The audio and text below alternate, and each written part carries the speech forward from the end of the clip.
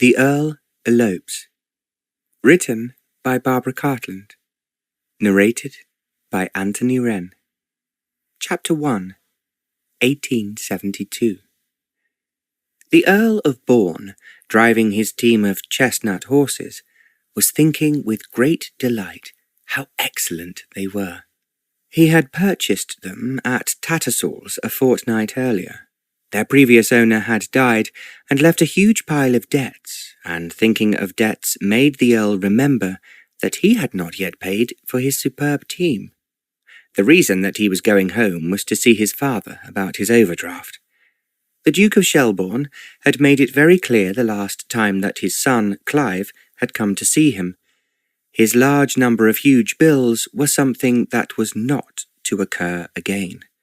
Unfortunately, the Earl had by now been enjoying himself in London, and that was expensive, especially when his wild extravagance included an extremely attractive young girl who was a dancer at the Drury Lane Theatre. As he drove out of London, and the traffic was less, the Earl increased the pace of his horses. He thought that he would like to achieve the record to Shelbourne Towers in Oxfordshire, and there was little reason to doubt that he would be successful. Reflectively, he began to rehearse in his mind what he would say to his father. He knew that conversations about money invariably ended in a flaming row, and this, however, did not just apply to money.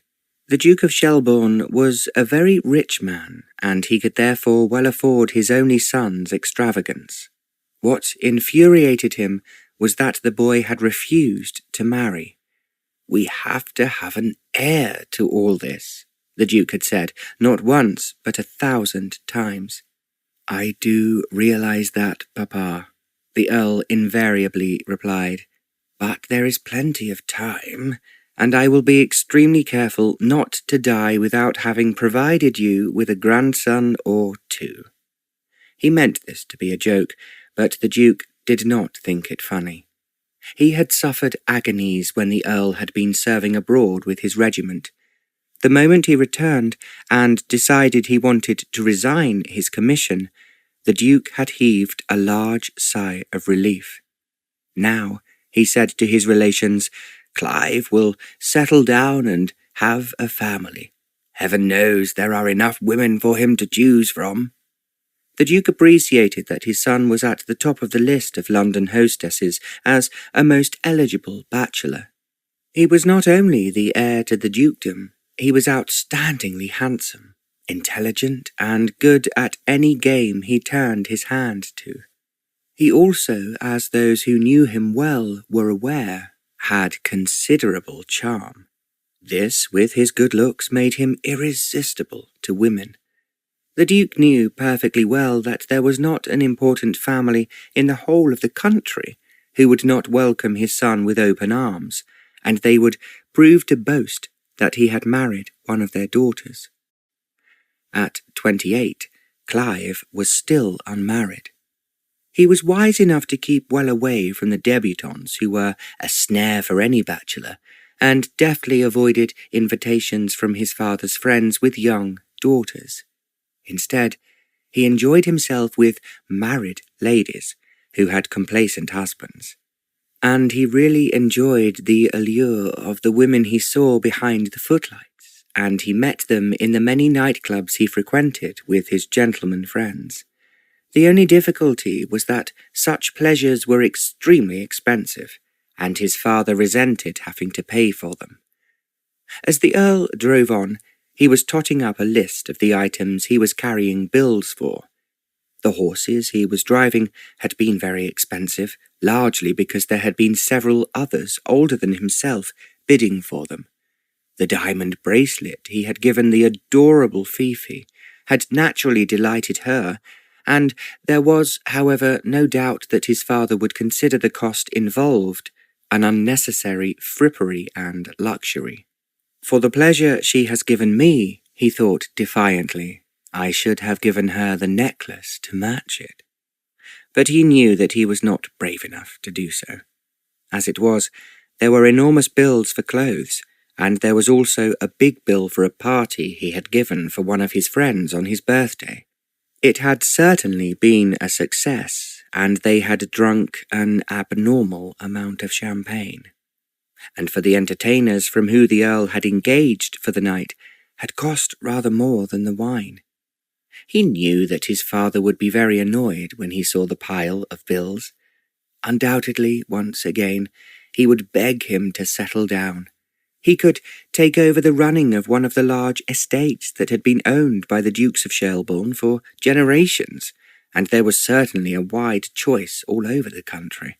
The present Duke quite rightly thought that all this would be an attraction to any man.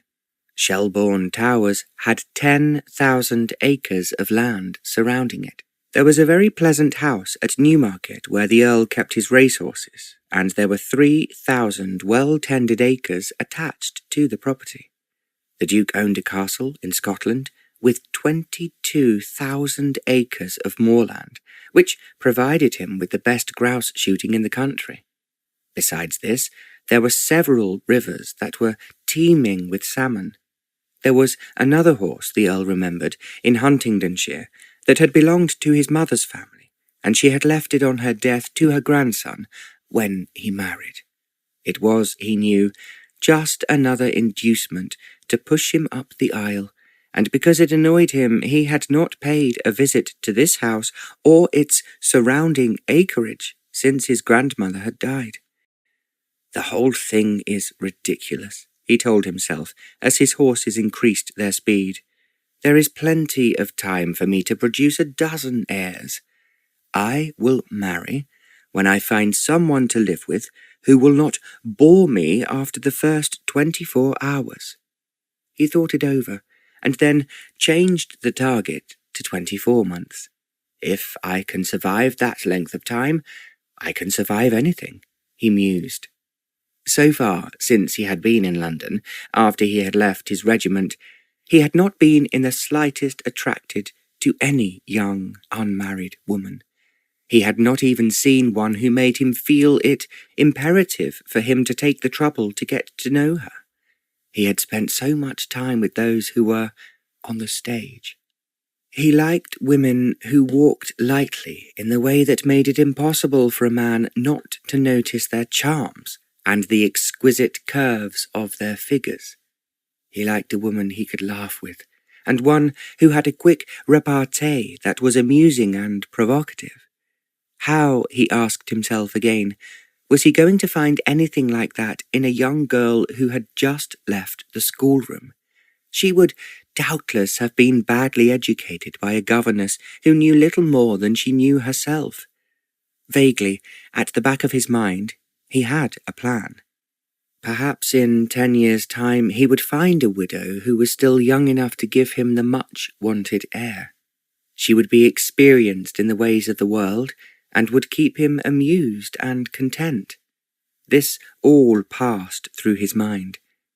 He was driving now through the countryside with the sun shining on the sprouting cornfields, and primroses were glinting yellow in the hedgerows. Tomorrow, the Earl thought, I will ride over Papa's acres, that I know are the envy of the local landlords, and see how well we plough the fields and scatter. He always enjoyed one special activity when he went home. No matter how difficult his father was, there were always the horses in the stables. The Duke prided himself on having a better stable than anyone else, and his horses won a great number of the classic races every year. The Earl had been able to ride almost before he could walk. He had naturally joined the household brigade because it was a cavalry regiment, but he had, however, thought that the horses provided by the brigade were not good enough for him. He had usually supplied his own charger, and he was teased by his fellow officers as having more horses than women. It's not surprising, the Earl would reply. I find them more attractive, swifter, and easier to control. They had all laughed at this, but they envied him. He remembered now that his last mount, of whom he had been incredibly fond, would be waiting for him at Shelbourne Towers. He reproached himself that he had not been home for 7 months, and the horse would undoubtedly have missed him. If Papa is not too disagreeable about my bills, he told himself, I must stay in the country for a week or so, and ride Crusader every day, as he would expect me to do. The idea cheered him up, and it made him not so apprehensive as to what would occur when he arrived at his home. Driving to Shelbourne Towers usually only took about 3 hours, and the Earl stopped on the way for luncheon at the cosy posting inn he always patronised. The publican was delighted to see him, and greeted him warmly. By the time he had sat down at the luncheon table, a bottle of his favourite champagne had been put on ice, and the chef was preparing the special dishes that they knew he favoured. "It's been too long since you visited us, my lord," the publican said, "but I've seen your name in the court circular, and knows that your lordship's been enjoying himself in London." "Well, there are just too many parties," the Earl replied, "and I'm looking forward to being back in the country." "That's just as it should be, my lord," the publican said. "I'm sure there'll be a right big welcome for you at the Towers." The Earl was not certain of this, so he did not reply. He merely enjoyed every mouthful of the excellent dishes the inn's chef had cooked for him. It meant, of course, that he must leave a large tip for him with the publican. When he came out of the inn, he could see that his groom had watered the horses, and the rest had made them eager to be on their way again. He patted each horse before he climbed into the driving seat. He was thinking, as he did so, that he had never seen a team to rival them. "Everyone's been admiring your horses, my lord," the groom said. "Most didn't believe it'd be possible to find 4 with exactly the same colour and markings." "Well, I'm so lucky to have anything so unique," the Earl replied, "and I hope that his grace will admire them too."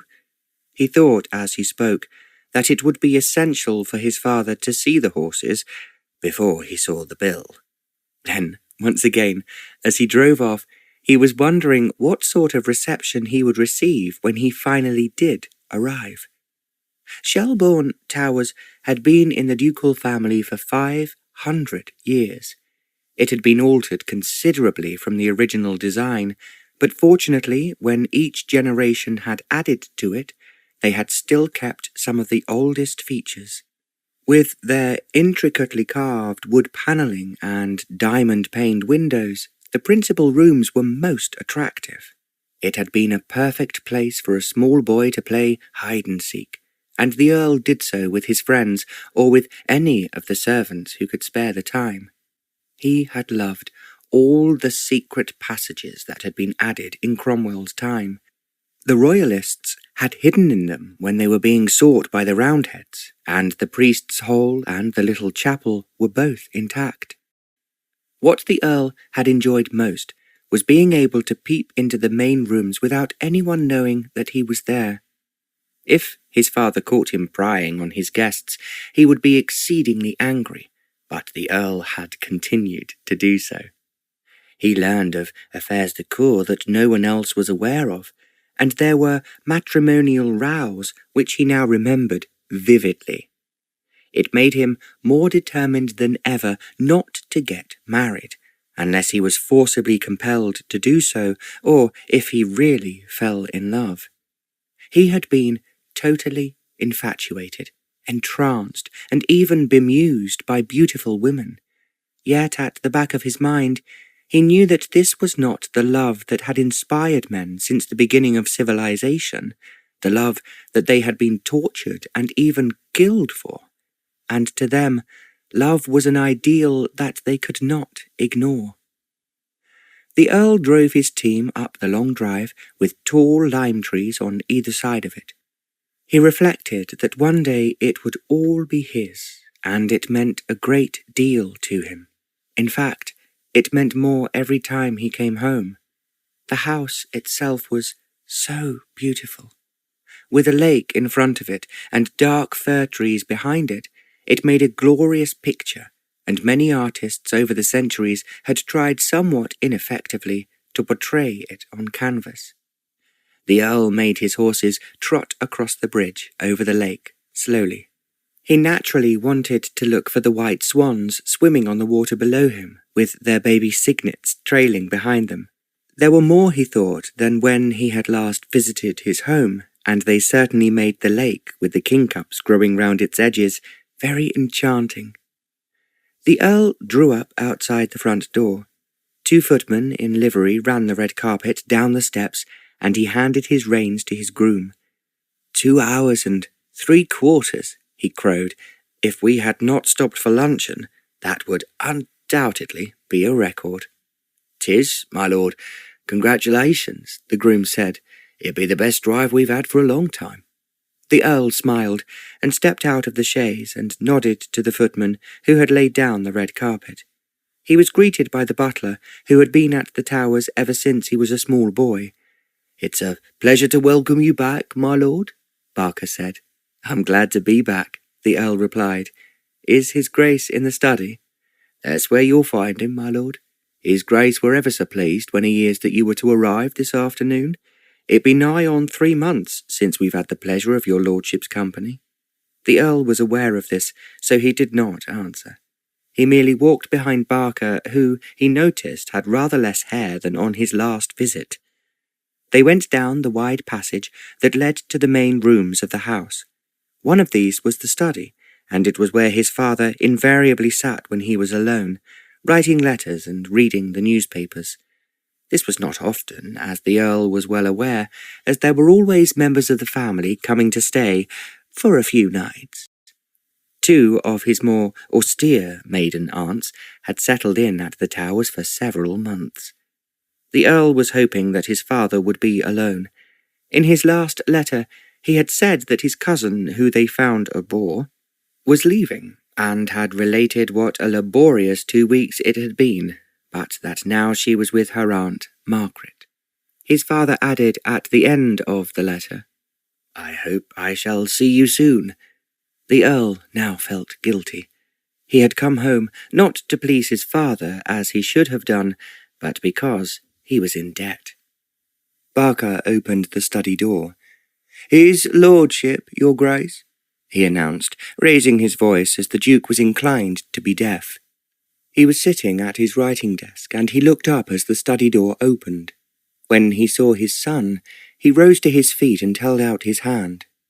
"Oh, here you are, Clive," he said. "I began to think that you had forgotten me." "I have most certainly not done that, Papa," the Earl answered. "But I have so many friends in London that time seems to fly before one knows what is happening." "Well, you are here now," the Duke smiled, "and strangely enough I was on the verge of sending for you." "For any particular reason?" the Earl inquired. "A very particular one, as it so happens," the Duke replied. "But do tell me first why you have come home so unexpectedly." The Earl drew in his breath. "I think you can guess the answer, Papa." The Duke moved towards his son, who was standing beside the fireplace. He was frowning. "It cannot be possibly that you are in debt once again," he exclaimed. "I am afraid so, Papa, but I have no wish to upset you." "Of course it upsets me. I've only just finished paying off your last bills, which appalled me, as you well know. I cannot imagine how you could spend so much in so short a time. It's very difficult not to in London, as you well know, Papa. You would not expect me to accept so much hospitality without making any return." "Well, I agree with that," the Duke admitted. "But at the same time, I hardly think you need to be overwhelmingly hospitable to a dancer of, well, no particular standing." That his father knew about Fifi did not surprise the Earl. Of course, being who he was talked about. That he gave the gorgeous Fifi supper practically every night after her performance was over would be known not only to his contemporaries but to his father's as well. One of his many relations would be sure to have seen him at the Drury Lane Theatre, and they would also dine in the restaurants where he entertained Fifi. He could see all too clearly how they would make quite sure that his father was aware of it, and they would write in their letters all too clearly. It has been delightful walking in Rotten Row in the morning. Yesterday morning I saw Clive driving a very smart chaise, and with him an extremely striking woman. My escort told me that she appears every night on the stage at the Drury Lane Theatre. It was a letter from one of his younger relatives, to whom he had paid little attention. She would make it even more catty. Aloud, the Earl said, "I know, Papa, that you would not approve. At the same time, the lady in question is very attractive, and you cannot expect me to behave like a monk in London." "You certainly don't do that," the Duke responded readily. "And monks, I may point out, dear boy, have no money." "Which rather applies to me at the moment," the Earl answered, a little cheekily. "You had better tell me the worst before we go any further," the Duke insisted, sitting down on an armchair. "Exactly how much do you owe this time?" The Earl drew in his breath. He thought on the whole that it was best to tell the truth and not prevaricate as he often did. "Nearly £20,000, Papa." "I'm so sorry, but that does include the 4 horses I have driven down with, which I think you will not only admire but admit were a very good buy." "That is the sort of thing you always say," the Duke retorted. "No buy is a good buy if you cannot afford it. You go too far, Clive, as I have told you before. This time, when I pay your bills, you will obey me, and do what I tell you to do for a change." "And what is that?" the Earl asked, only a little suspiciously. He was almost certain what the answer would be, because he had heard it so often before. "You will settle down, marry, and have an heir," the Duke stipulated. "Actually, I was just about to send for you, as I have already chosen your wife with Her Majesty's approval." The Earl stared at him. "You have chosen my wife," he said very slowly. "What do you mean by that?" "Exactly what I say, my boy. You cannot find a wife for yourself, so now I have spoken to Her Majesty the Queen, and she agrees with me that it is time you became a serious member of the House of Lords." "I cannot see," the Earl began, "that the Queen—" The Duke held up his hand. "I have not yet finished," he interrupted him. "Her Majesty has considered your social importance, and that your mother, Princess Louise, was a distant cousin of hers. She has therefore most graciously given you permission to marry Princess Gilberta of Saxe-Coburg, who is arriving on a visit to Windsor Castle next week." For a moment there was complete silence. Then the Earl blurted out, "Do you really expect me, Papa, to marry a woman I have never seen, and who has been chosen for me by the Queen, and I know nothing about her? I would rather jump in the lake and drown myself." "Well, that perhaps is what you will do," the Duke replied. "And I have said on your behalf that you are extremely honoured at Her Majesty's interest, and that you will be delighted to marry the Princess. As is traditional for the Duchess of Shelbourne, she will in time become a lady of the bedchamber." Again there was silence, until the Earl quizzed, "And if I refuse?" "Well, it would be an insult to Her Majesty, and I should feel obliged to express my horror at your disloyalty to the Crown by cutting you out of my will, and refusing, in this instance, to pay any of your bills." "You cannot mean that," the Earl said.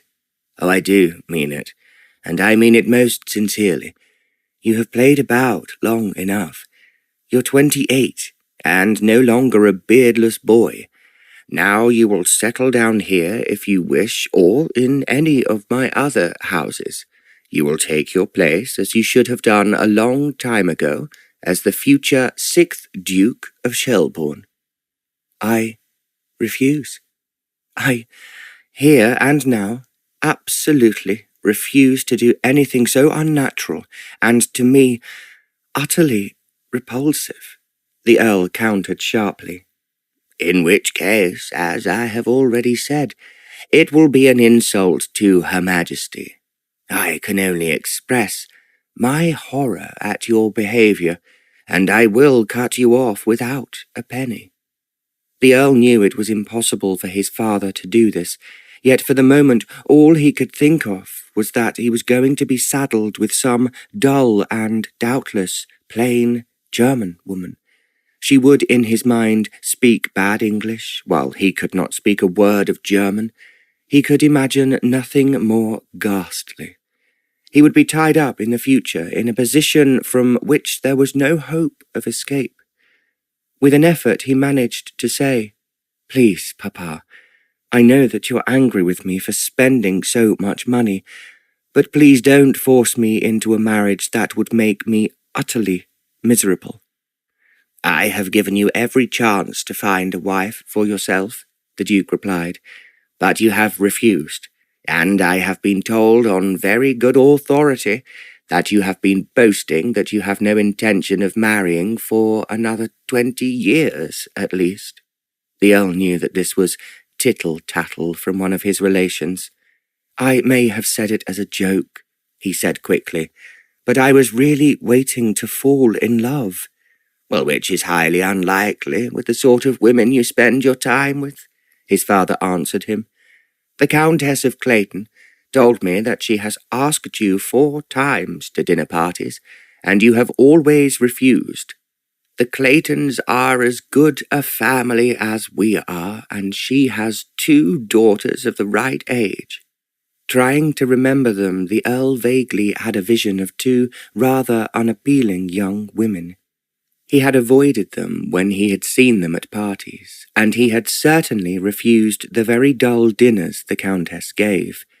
She was naturally hoping to catch 2 important husbands for her dreary daughters. Aloud he now asked, "Give me a chance to have another look round, Papa, as I have come down unexpectedly. The Queen will not know you have told me what you have planned. You can tell Her Majesty later that when you did get in touch with me, you found I had already proposed marriage to a very attractive and elegant young woman. Therefore there was nothing I could do about Princess Gilberta." "I am not listening to you," the Duke said. "When we last talked about your debts, you promised me that you would try to keep within the very generous allowance I give you. I also begged you to get married because it was so vital to the family that you should be very proud of." He paused for a moment, and as his son did not speak, he continued, "I intend to tell Her Majesty when I go to Windsor Castle the day after tomorrow that you are well aware of how gracious and helpful she has been, and that you are looking forward to meeting Princess Gilberta as soon as she arrives in the country." "I will not do it," the Earl asserted angrily. "You don't have to live with the woman. I have. I am damned if I will be married to some fat, boring German who I doubt knows one end of a horse from the other." "I expect that also applies to the dancer with whom you are so enamoured," the Duke replied sarcastically. "It is no use you arguing with me, Clive. I have made up my mind. I shall expect you to obey Her Majesty's command, and accept her invitation to meet Princess Gilberta when she arrives at Windsor Castle." The Duke had risen while he had been speaking. Now he walked towards the door, saying, "If you don't agree, I do not think you will find the alternative particularly attractive, which could, of course, eventually mean the Fleet prison if you don't pay off your debts." The Duke walked out of the room, closing the door sharply behind him. The Earl put up his hand to his forehead. He could hardly believe what had just taken place. His father had faced him with bankruptcy, and the only way he could save himself was by marrying this German woman chosen for him by the Queen. It was an old joke in the club that the Queen was marrying off all Prince Albert's relations to distinguished aristocrats from other countries in Europe or England. So far, the English had done rather well in managing to escape her commands. One duke, however, had been obliged to accept an extremely plain and unattractive wife, and the alternative would have been to give up his distinguished position at court. The Earl knew that he was in a trap that it was almost impossible for him to escape from. Once his father had made up his mind, then nothing would change. There was no one the Earl could turn to for help. He was certain that if his mother had still been alive, she would not let this happen.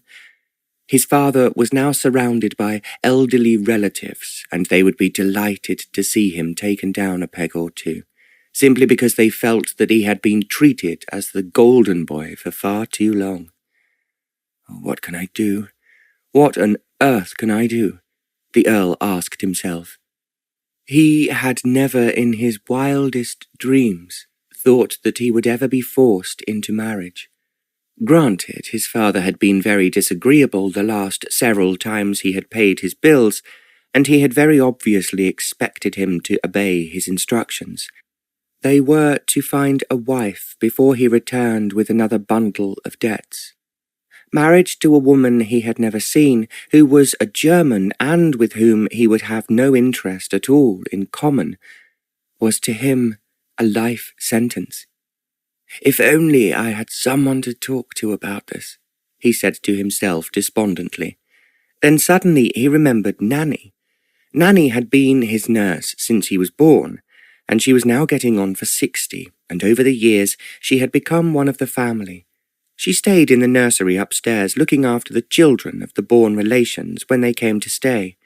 Otherwise, as the Earl knew, she was waiting for him to be married and produce the much-wanted heir to the dukedom. If no one else loved him, he knew that Nanny did. At least she would understand the horror of what faced him at this very moment. He walked out of the study, across the hall and up the stairs. He expected that his father had either gone to his own bedroom or he might be out in the garden. Usually, when the Duke was perturbed or upset by his son or anyone else, he would walk through the woods, breathing in the fresh air deeply. Situated at the back of the house, the woods were very quiet and soothing. The Earl had learned when he was a child that his father usually returned in a better humour and hoped that was what he would be doing now. He had a feeling that, however consoling the trees might be, they would not divert him from his determination that his only son should be married to this German princess immediately. I just cannot do it, the Earl exploded angrily to himself. He climbed up the second flight of stairs towards the nursery. When he reached the landing at the top, he opened a familiar door he had known so well ever since he could remember anything. He had not been mistaken in what he would find. Nanny was there, sitting in her usual chair beside the fireplace. She was knitting, as the Earl expected her to be. She looked up, and when she saw him she gave a cry.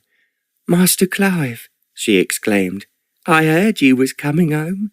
"Here I am, Nanny."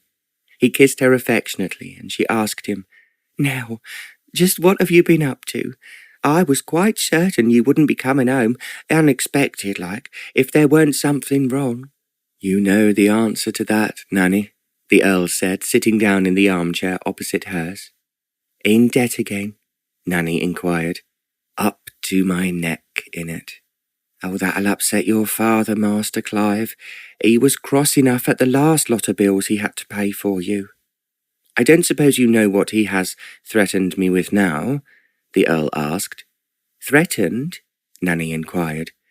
"He has consulted the Queen, and Her Majesty and my father are arranging that I should be forced to marry Princess Gilberta of Saxe-Coburg."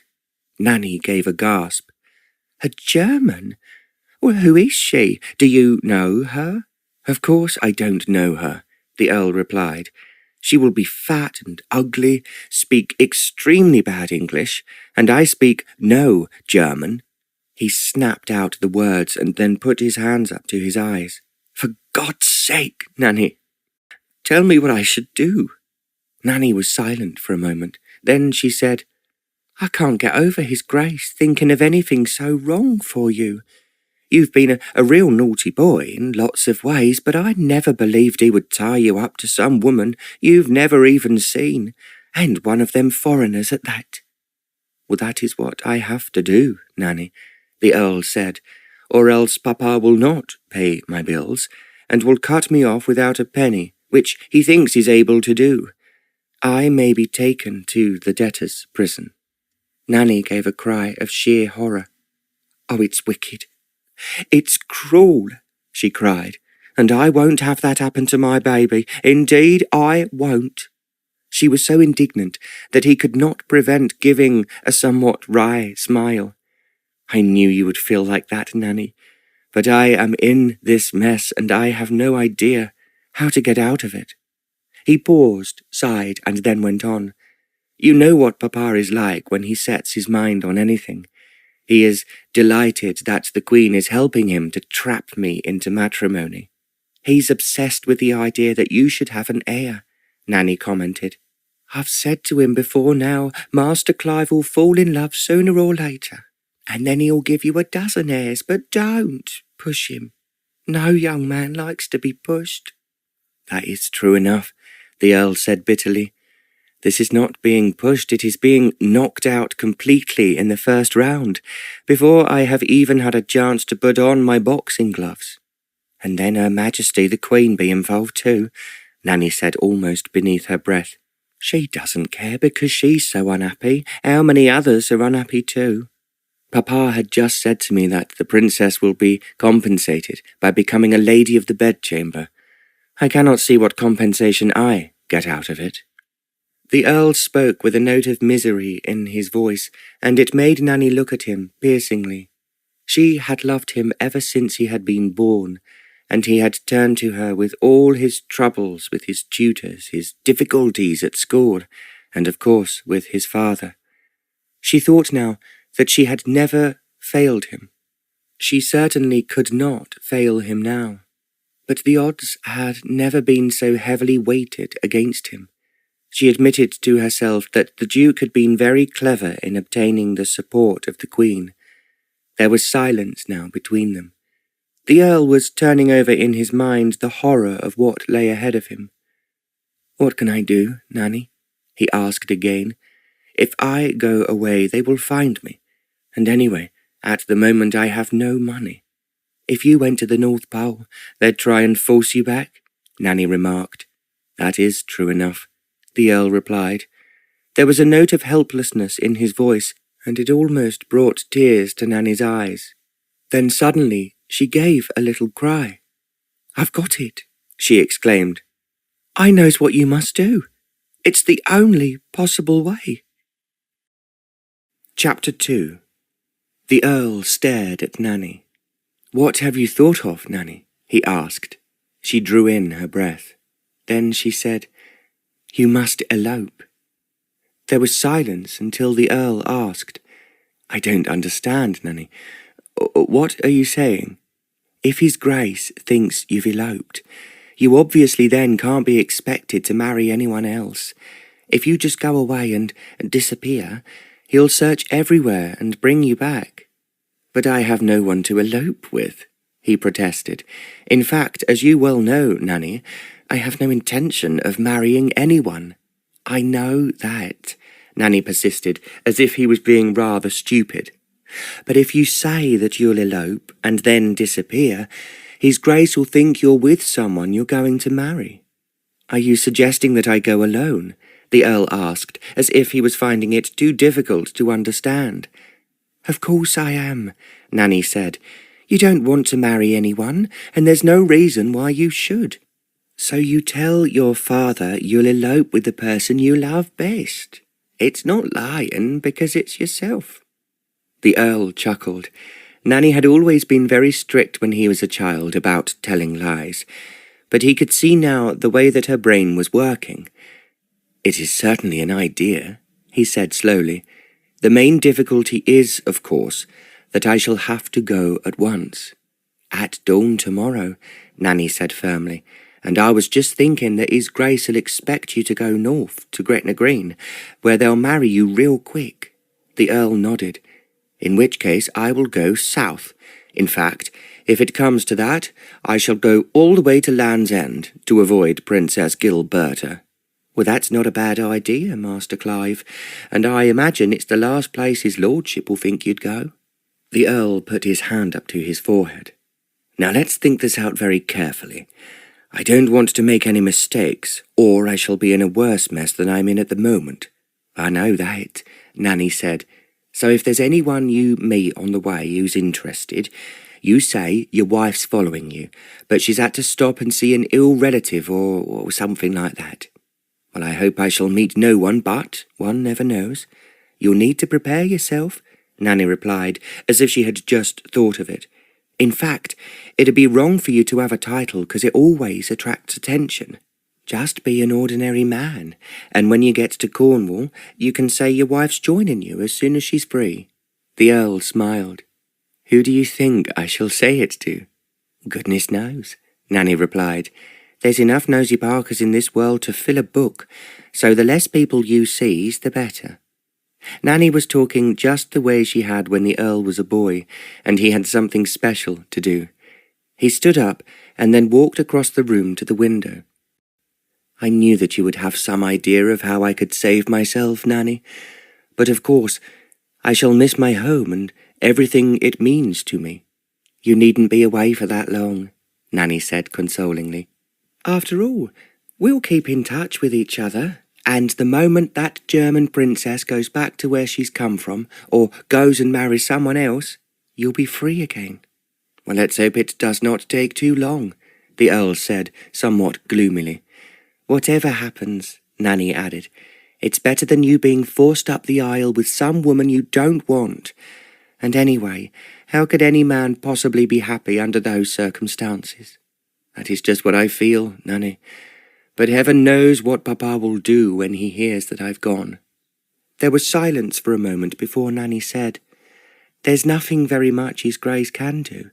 If he makes a fuss about it, then the whole story will come out as to why you've run away, and that'll be the last thing he wants." "Well, that's true," the Earl agreed. He turned from the window and walked back to the fireplace.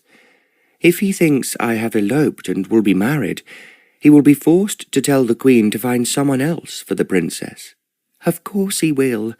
Now don't upset yourself. All you have to do is to take a chaise with 2 of your best horses and set off for Land's End, or anywhere in the south where His Grace won't be out looking for you." "I was thinking of riding Crusader," the Earl said. Nanny held up her hands. "Now where are you going to put the person you've eloped with?" The Earl laughed. Oh yes, I'd forgotten that. Oh, you're quite right, Nanny. It will have to be a chaise, and I cannot take my chestnuts, as they will cause too much comment." "Now you're being sensible, Master Clive, and your sharp brain will soon think the whole thing out, and it'll all come quite easy." She was talking to him, the Earl thought, just as she had done when he did not want to go to school, or when he was confronted by some problem in his lesson he did not understand. "Now let's be sensible," Nanny said almost sharply. "You'll want money.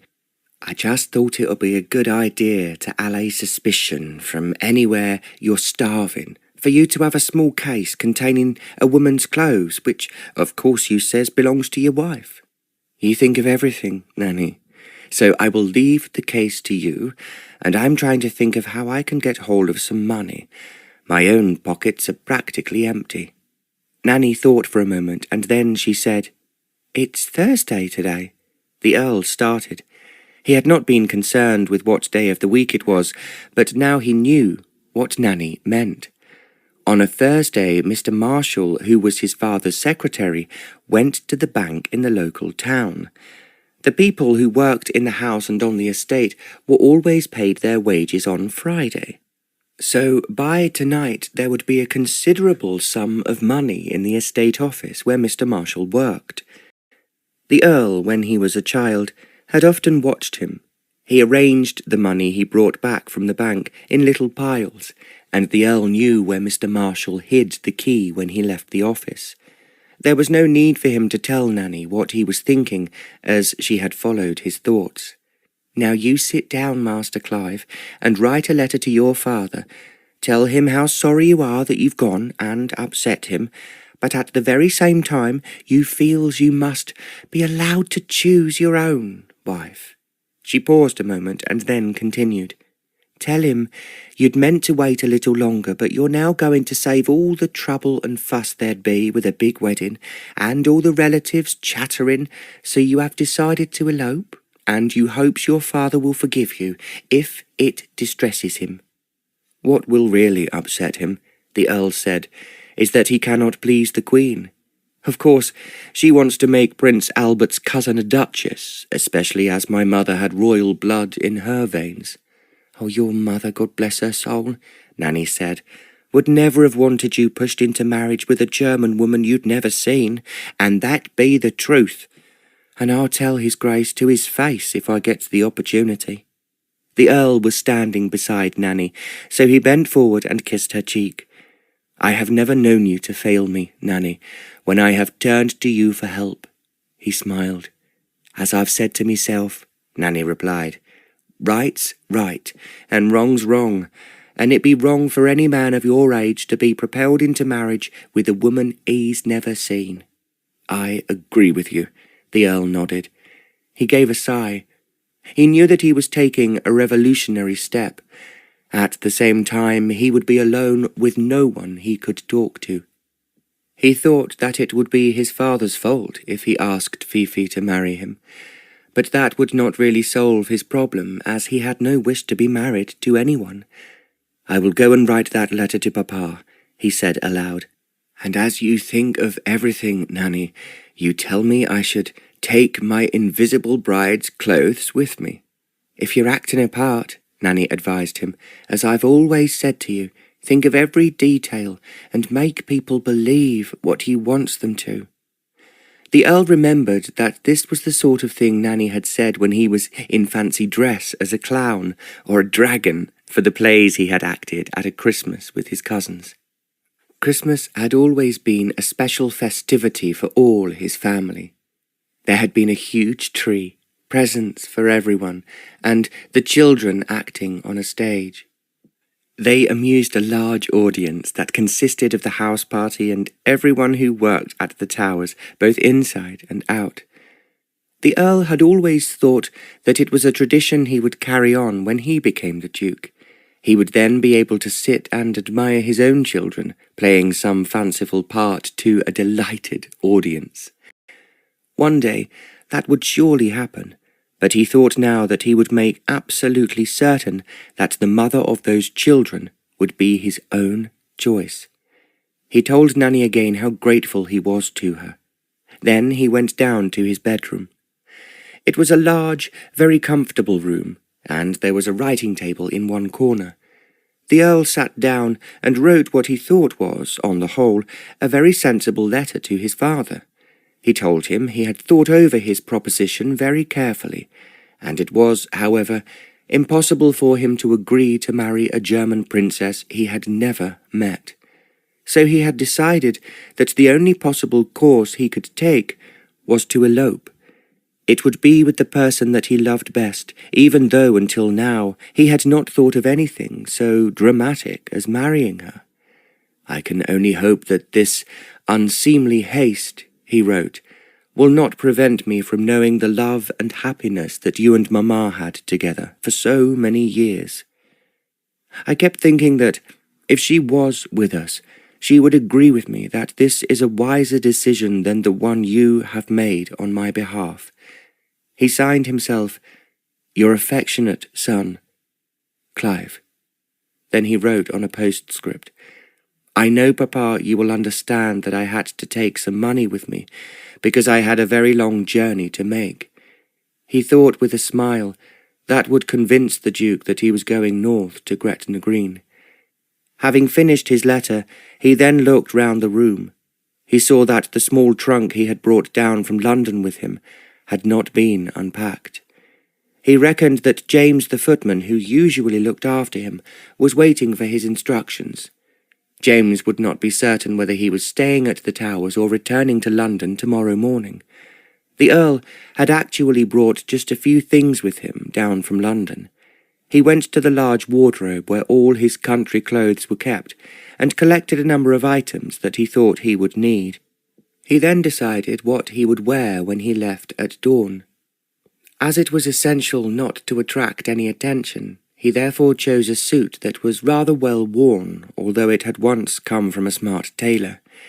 He put some country shirts into the trunk, and the shoes he usually wore when he was at home. He then knew that he must go to the stables. He could not ride Crusader. At least he could see him, though. He now thought rather bitterly that on the whole he minded leaving Crusader more than anyone else in his home. The head groom, who had taught him to ride, was delighted to see him. "You've been away far too long, my lord," he said. "We've some fine new horses that only you'd appreciate." "Let me see them, Bridges," the Earl asked. The head groom was only too willing to take him round.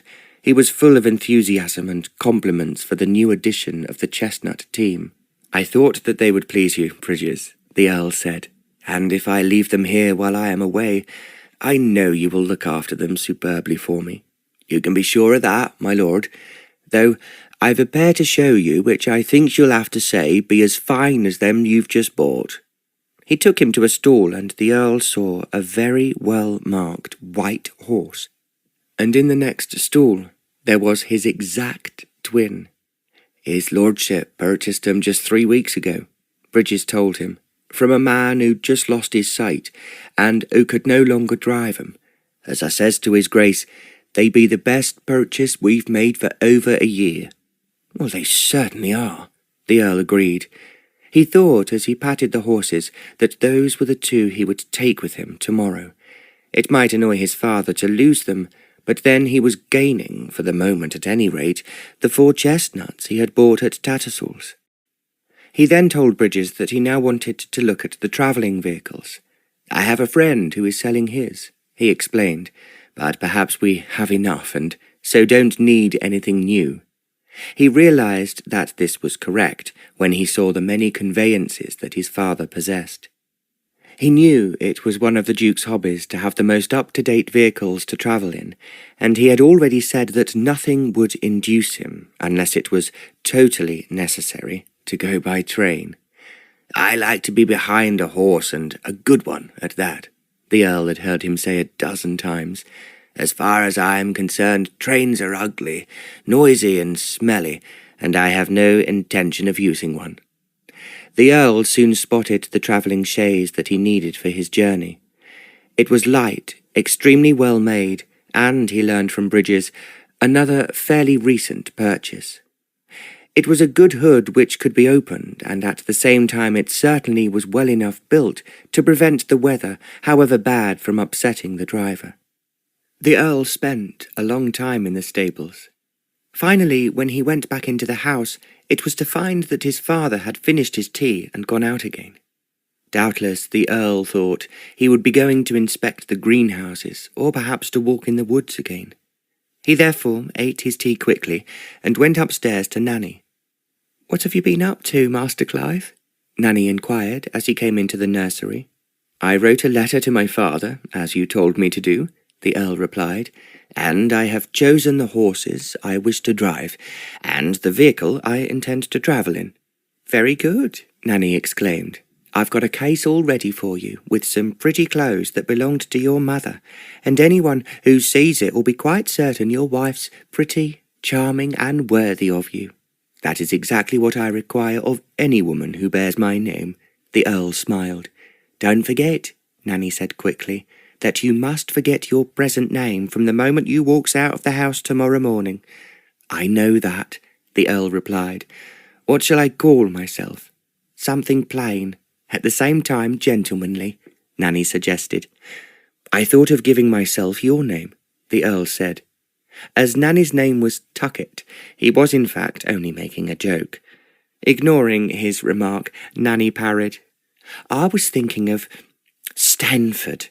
I read a book, and that was what the hero was called. He always reminded me of you." "Very well," the Earl agreed. "Stanford it shall be.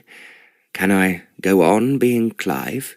"I suppose so. It's not an unusual name, but one your mother fancied." "Clive Stanford," the Earl said. "I cannot think of anything wrong with that." "It will suit you all right till you comes back," Nanny replied. "And when should that be?" the Earl inquired. "I've been thinking about that. What you have to do is to let me know when you've a permanent address. Disguise your writing on the envelope so that no one in the house will guess it's from you." "Of course, yes, I will do that, Nanny. Then you can let me know what is happening here." "Of course I will, Master Clive. The moment that German princess has taken herself back to Germany, where she comes from, then you can come home." "What about my wife?" he asked. Nanny spread out her hands. "Use your imagination, Master Clive. She'll have to have died or perhaps found you impossible and gone home to her parents." The Earl laughed. "Well, I can see that is going to be the big problem in the future, but let's not jump all our fences until we come to them. That's what I was thinking. Something will turn up which will make it easier, Master Clive. Anyway, His Grace will not have a bride waiting for you on your return, that's for sure." The Earl thought that there were obviously going to be some very unpleasant moments ahead. However, all he was concerned with was what was happening at the moment. The future must take care of itself, he thought. In the meantime, I will be free. Every time he thought about it, he knew that it was impossible for him to endure the agony of waiting at the altar for a woman with whom he had nothing in common, a woman who had been palmed off on him by the Queen because one day he would be a duke. He had always known that it was going to be very difficult to find someone who loved him as a man. At least, he thought that he was conceited enough to believe that once a young girl had met him, she would find him attractive. Then, perhaps, his social position would not be so overwhelmingly important. "What I really want," he told himself, "is a woman who is really in love with me, just as if I ever do marry, it will be to a woman I love, utterly and completely." Then he almost laughed aloud. It was so obviously a pipe dream. He was aware when he entered a ballroom that the dowagers who were watching the dancers whispered when they saw him. He knew only too well the eagerness in a mother's eyes when she had a debutante daughter in tow. "How very nice to see you, Clive," she would say. "Now, you must meet Alice, as she is coming out this season, and we will be very hurt if you don't come to the ball we are giving for her." If he had heard this once, he had heard it 100 times. He always made quite certain that he did not go to Alice's ball, although inevitably he would have a charming letter with the invitation begging him to be present. "I suppose that one should be grateful always for small mercies," he told himself, "and if it is possible for me to be divided in a mother's mind from my title, and of course Shelbourne Towers and the dukedom." He loved his home, of course he did. It was one of the most beautiful houses he had ever seen. At the same time, he had often thought that it was like a millstone round his neck. It dragged him down so that he could never be free of it. The Earl changed for dinner with the help of James, the footman. He told himself that Mr. Stanford would not have such luxuries. The bath had been brought into his bedroom and set down in front of the fireplace, and then 2 large brass cans of hot water were poured into it, and there was another can of cold water waiting by the fireplace if it was too hot. James held out a large Turkish towel, and the Earl rubbed himself with it when he had finished his bath. Later on, James helped him into his evening clothes and put on his shoes. "What time does your lordship wish to be called?" he asked. As the Earl was dining alone with his father, he was wearing a smoking jacket. It had become the latest fashion for men to appear in smoking jackets when there were no ladies present. It was of a dark green velvet, frogged with braid, so that it looked almost military. It was certainly more comfortable than the smart cut-away evening coat with its 2 pointed tails. "Oh, call me at 9 o'clock tomorrow morning," the Earl replied. He thought by that time his father would be having breakfast, and the shock of receiving his letter, which he would leave on his pillow, would not be so intense as if it was earlier. "Very good, my lord." James nodded. "Thank you, James," the Earl said blithely, and went down the stairs to join his father with some trepidation. He was thinking that it would be an uncomfortable dinner, and to his great relief he discovered that one of his relatives had arrived at the Towers unexpectedly. She had asked if she could stay the night. "I am on my way to London," she explained when the Earl greeted her, "and I suspected that one of my horses was going a little lame. I therefore thought it wise to stay here if your father would have me, and hope that the animal was well enough to travel on tomorrow." The Earl was not taken in. He had heard this sort of excuse, and others much like it, ever since he was a child. It was the ambition of every relative to stay at the Towers. They invariably had an accident near to the gates, a horse that went lame, or they themselves suddenly felt faint. Whatever it was, it assured them of a comfortable night's rest, and then they somehow extorted an invitation to stay on a little longer. The visitor this evening was a cousin of the Earl's who lived somewhere in Hampshire. She seldom went to London, but on this occasion she had to visit a specialist who had been recommended by her local doctor. "What I am looking forward to," she said as they sat down to dinner, "is your wedding, Clive.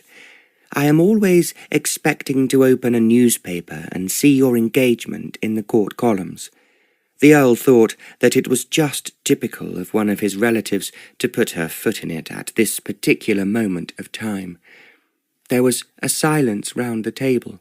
Then the Duke said, "Perhaps you will have a surprise sooner than you expect, my dear." The cousin gave a scream of delight.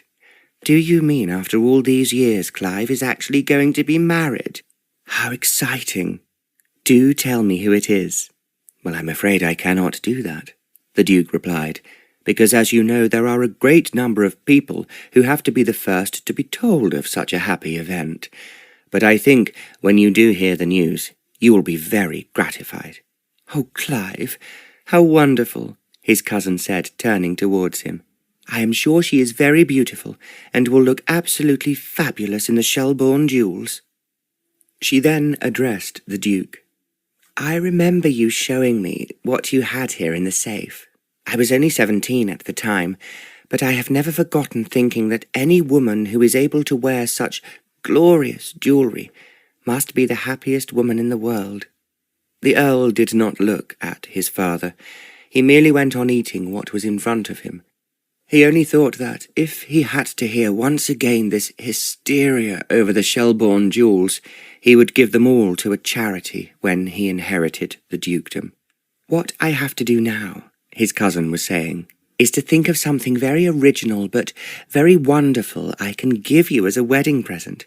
You know, Clive, we have all been saving up for it for a long time, and I know that you will want something very unique, and that makes it rather difficult." "Very difficult," the Earl agreed. "So I suggest that we talk about something else." His cousin giggled. "I believe you were shy," she said archly, "and I do understand that this big secret must not be talked about until it is announced." She raised her glass. "I wish you, my dearest Clive, every happiness, and that I am sure is what you will find." There was nothing the Earl could say. He only decided once again that he would avoid marriage, however difficult it might be. The whole idea of it made him feel sick. Immediately after dinner, he made an excuse to go to bed early.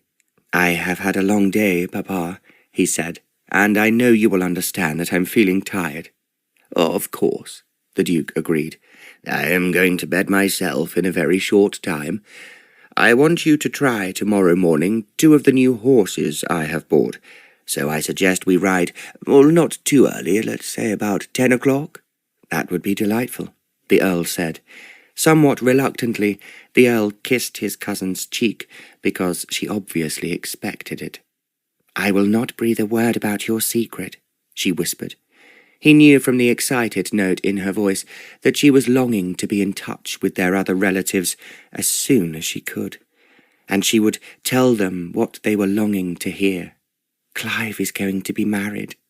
Clive is going to settle down at last. Now we shall have an heir to the dukedom, which is so very, very important. He could hear them saying it over and over again as he walked slowly up the stairs. He had told James not to stay up, and he did not want him to help him undress, because he had no intention of doing so. He waited until he heard his father go up to bed. Then he opened the door of his room very quietly. There were always a number of candles burning in the sconces, but the majority had been extinguished. There was quite enough light, however, for him to find his way to the back stairs. There was a night footman always on duty at the bottom of the main staircase. Then he went on to the estate office at the end of a long corridor.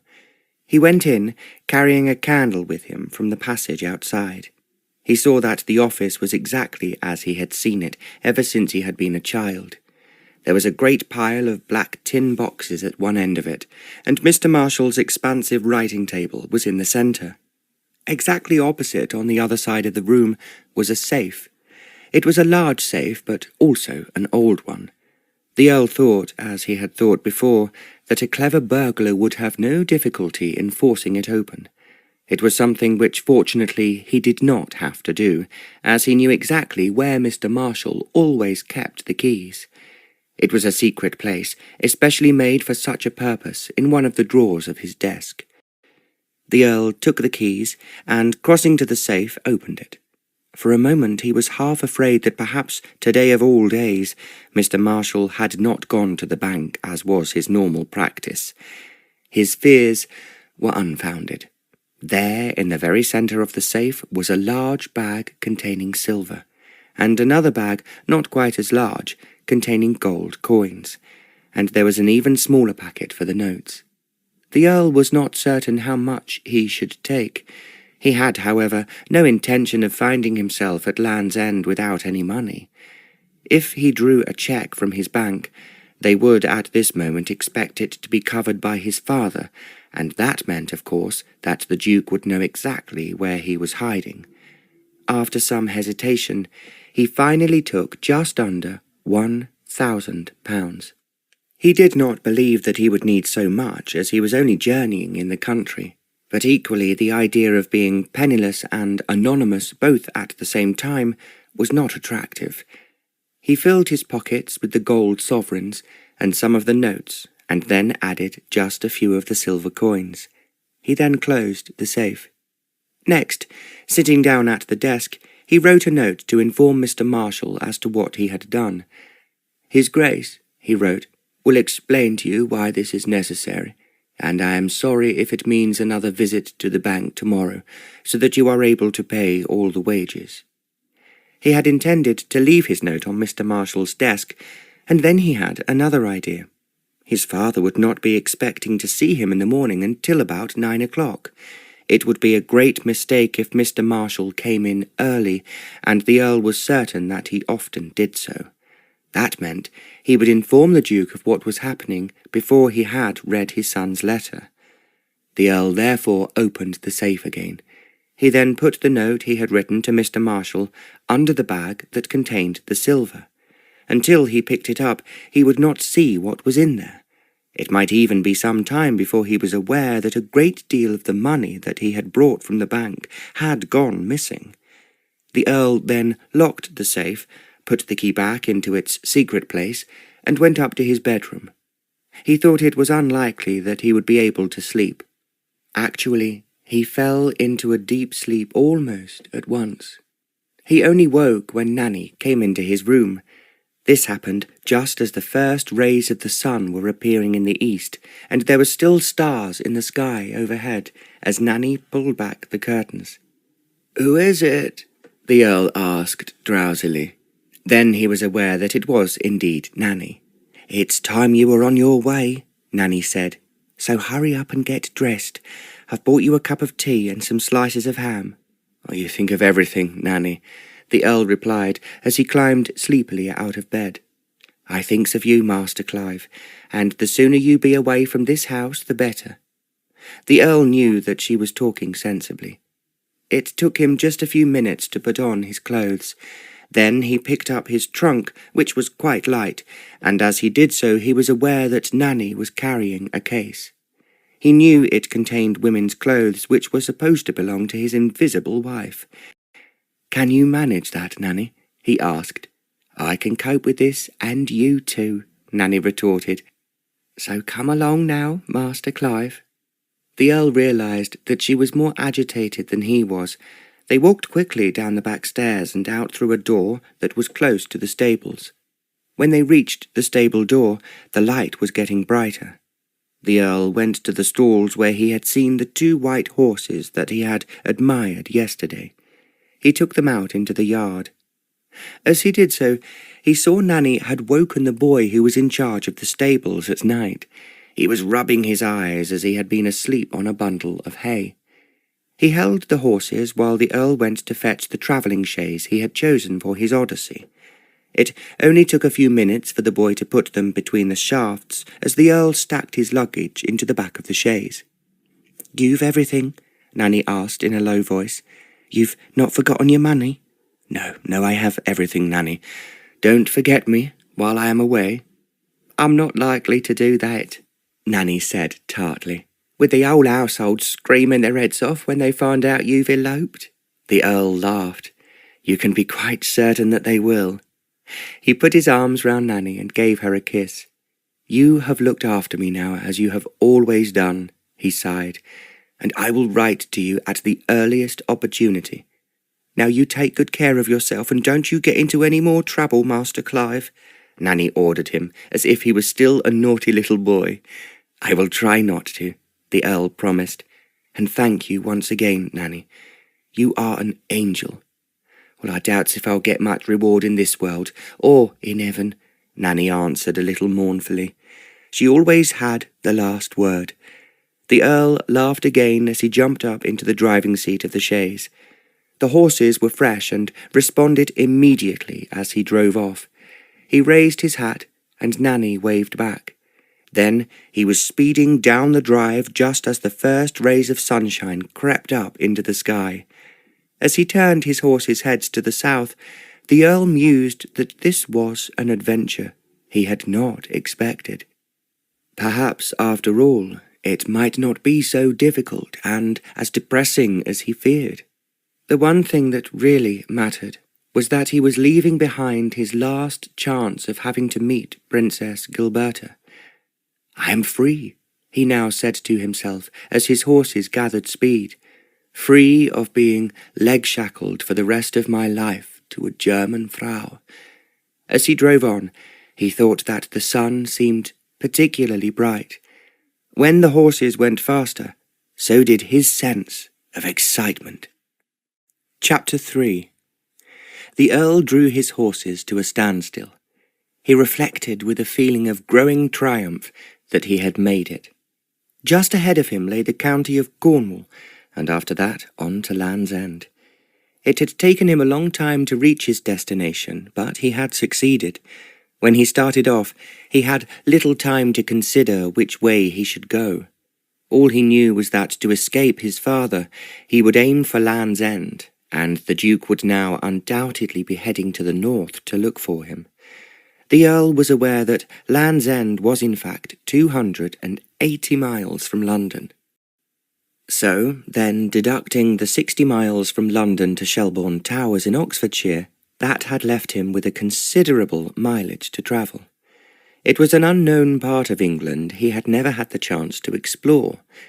What had told him better than any signpost that he was definitely in Cornwall was when he saw the abundance of flowers everywhere.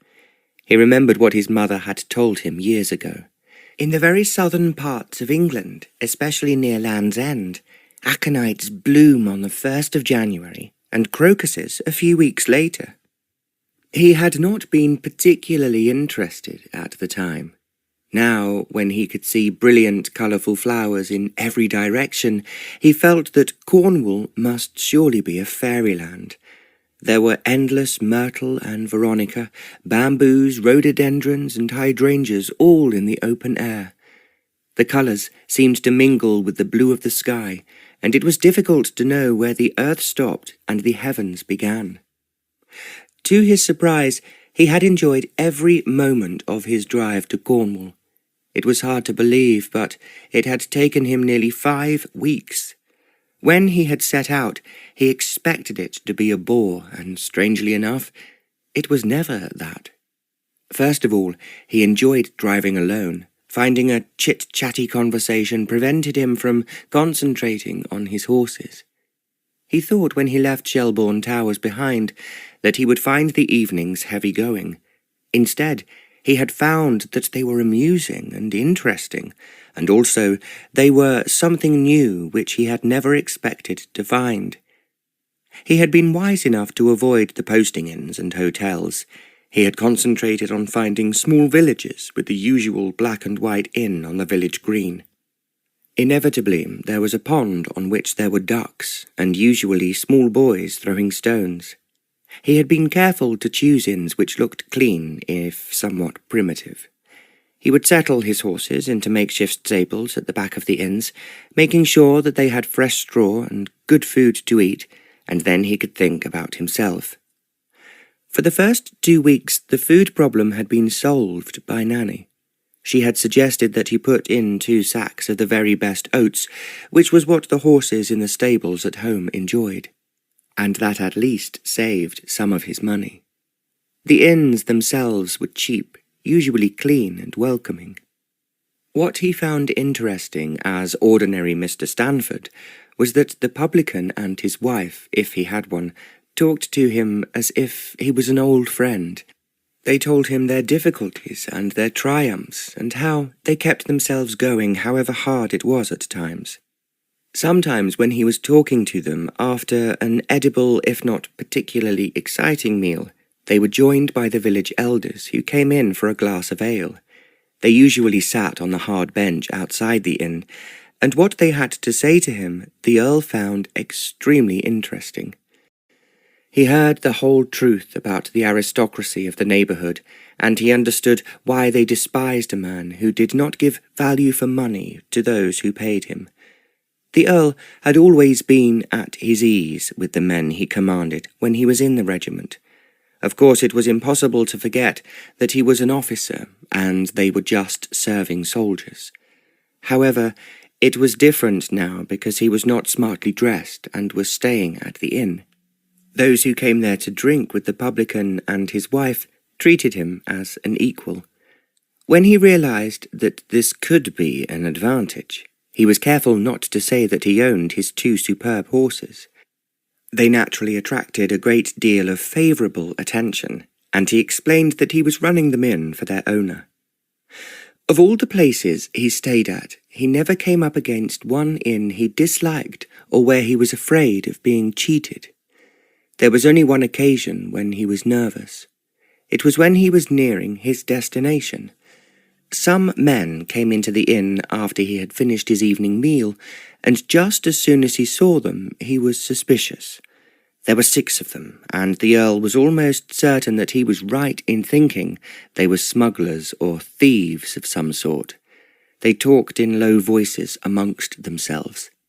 Then, listening while pretending not to do so, the Earl thought he heard them mention his horses. They had, of course, seen them when they put their own into the inn's stable. Without appearing to be in any haste, the Earl had finished his meal. Leaving the room where he was eating, he talked for some minutes with the publican who was still doling out the drinks in the bar. The Earl then sauntered casually over the courtyard at the back of the inn. His father, who was frightened of highwaymen, had sensibly placed a pistol in all his carriages and vehicles. When revolvers were invented, the Duke substituted the latest addition for the old-fashioned pistol, and it was kept just by the driver's seat in a special place where it could not be seen. The driver had, in fact, only to put down his hand to pick up the weapon if it was required, and in most cases he would be too swift for the highwayman who was trying to rob him. The Earl bent over the chaise and instantly found the secret place where the revolver was hidden. He did it all very cleverly, and he was almost certain that no one was watching him. Yet he was taking no chances. Then he went into the stable with his horses. He had been very careful not to drive them too far each day, and he gave them plenty of time to rest at every place he stayed in the night. The Earl saw now that they were lying down. They had eaten their oats and drunk a great deal of the fresh water he had put into their buckets. The Earl then sat down on a pile of fresh straw that was stacked at the end of the stable. He waited. It was an hour before the men who had entered the inn came out into the yard. Their horses were at the end of the stable, and there were actually 2 stalls empty between the Earl's horses and theirs. As the first man came into the stable, he did not go into the stall opposite him. He walked along to where the Earl had put his 2 horses. It was then that the Earl rose, without appearing to hurry, from the straw he had been sitting on. Picking up an armful of it, he carried it towards the stall where one of his horses was resting. In doing so, he came face to face with the man who he thought was a smuggler. He was undoubtedly in some trade or business that the authorities would not approve of. "Be that your horse?" the man asked. "I wish it was," the Earl replied. "The pair belong to someone so important I dare not take my eye off them." "They be nice animals," the man commented. There was a note in his voice that made the Earl tighten his fingers round the revolver hidden in the straw. "All I can tell you," he said in a confidential tone, "that if anything happens to either of us, these 2 horses there would be an uproar in this county that would take the roof off." He saw the man was listening to him intently, and he then went on. "They are the apple of their owner's eye, and he has said to me 12 times that if anything happens to those horses, I will strangle you and anyone else who damages them." The Earl spoke in quite a ferocious tone, so much so that the smuggler took a step back. He looked at the horse nearest to him once again, and then turned away. "I don't envy your job," he said. "Sounds dangerous." "That is putting it lightly," the Earl replied, "and the sooner that I can take these horses back to where they belong, the better I shall be pleased." The man went back to his friends, and they had a whispered conversation. Although the Earl could not hear it, he was certain that the man was telling his comrades that it was not worth the risk. 2 of the men shrugged their shoulders, and they then collected their own horses and rode off. It was not until the Earl saw the last man leaving the courtyard that he slipped his revolver back into his pocket. He was putting down the straw that he was holding when the publican joined them. "Them men didn't give you any trouble?" he asked. "I think they might have done," the Earl replied, "but after what I told them, they thought better of it." The publican gave a sigh of relief. "I were afraid that they might want to take your horses," he said. "They've a bad reputation in the county, but most people be too frightened to give evidence against them." "Do you think they will come back?" the Earl asked him. The publican shook his head. "I'd be surprised if they does. They were on their way to Exeter, and I hopes we've heard the last of 'em." "I hope so too, for your sake. These sort of men are no blessing to anyone." "That be true enough," the publican agreed. "Now, come and have a drink, and because I'm glad they've gone without causing us no trouble, I'll stand you an ale." The Earl accepted it graciously.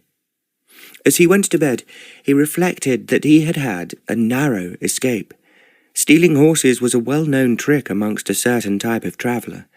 He had heard stories of how, in quite a respectable inn, a newcomer with a well-bred horse would be surprised at the friendliness of some of the other diners. They would offer him drink after drink, which he was then foolish enough to accept, and it was only when the morning came round did he find that his good horse had disappeared.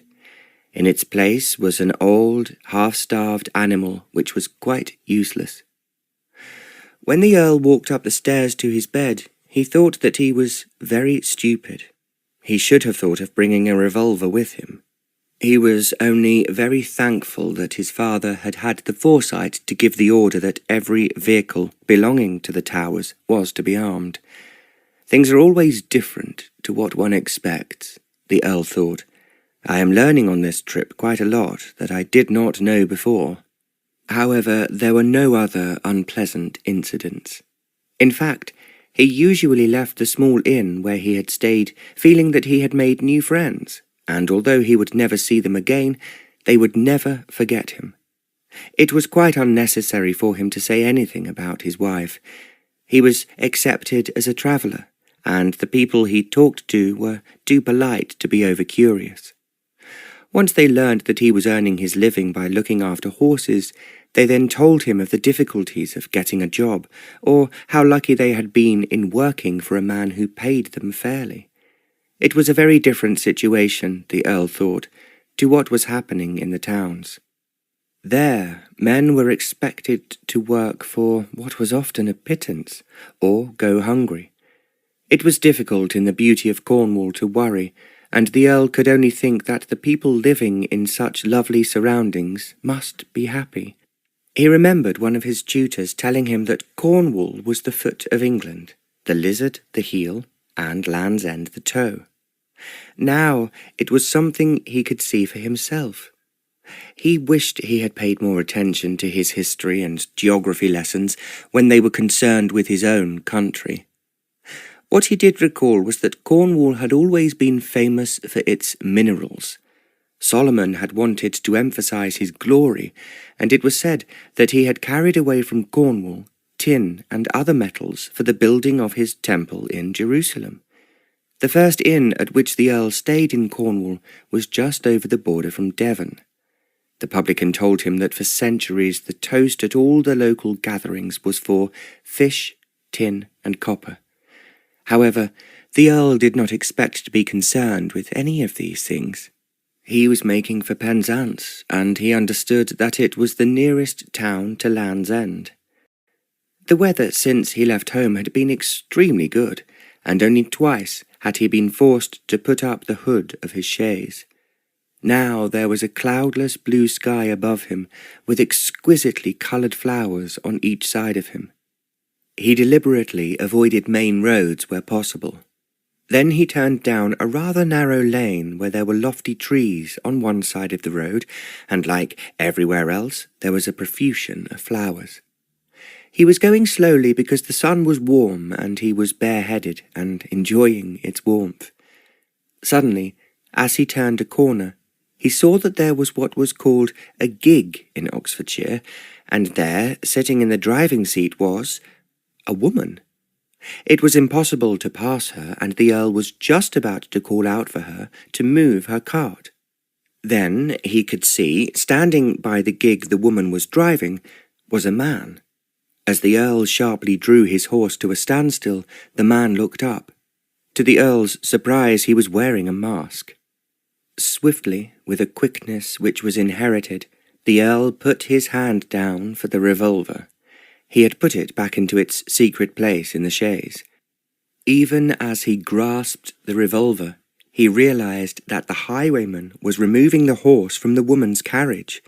He was now drawing a pistol from his belt. He had placed it there while he was unfastening the horse from the shafts. The Earl's years in the army had taught him to act quickly. He fired the revolver over the highwayman's head and shouted, "Go, or you will have the next one in your throat." The highwayman's jaw dropped. Then, quicker than seemed possible, he sprang onto the back of his horse that was standing a little way in front of the gig.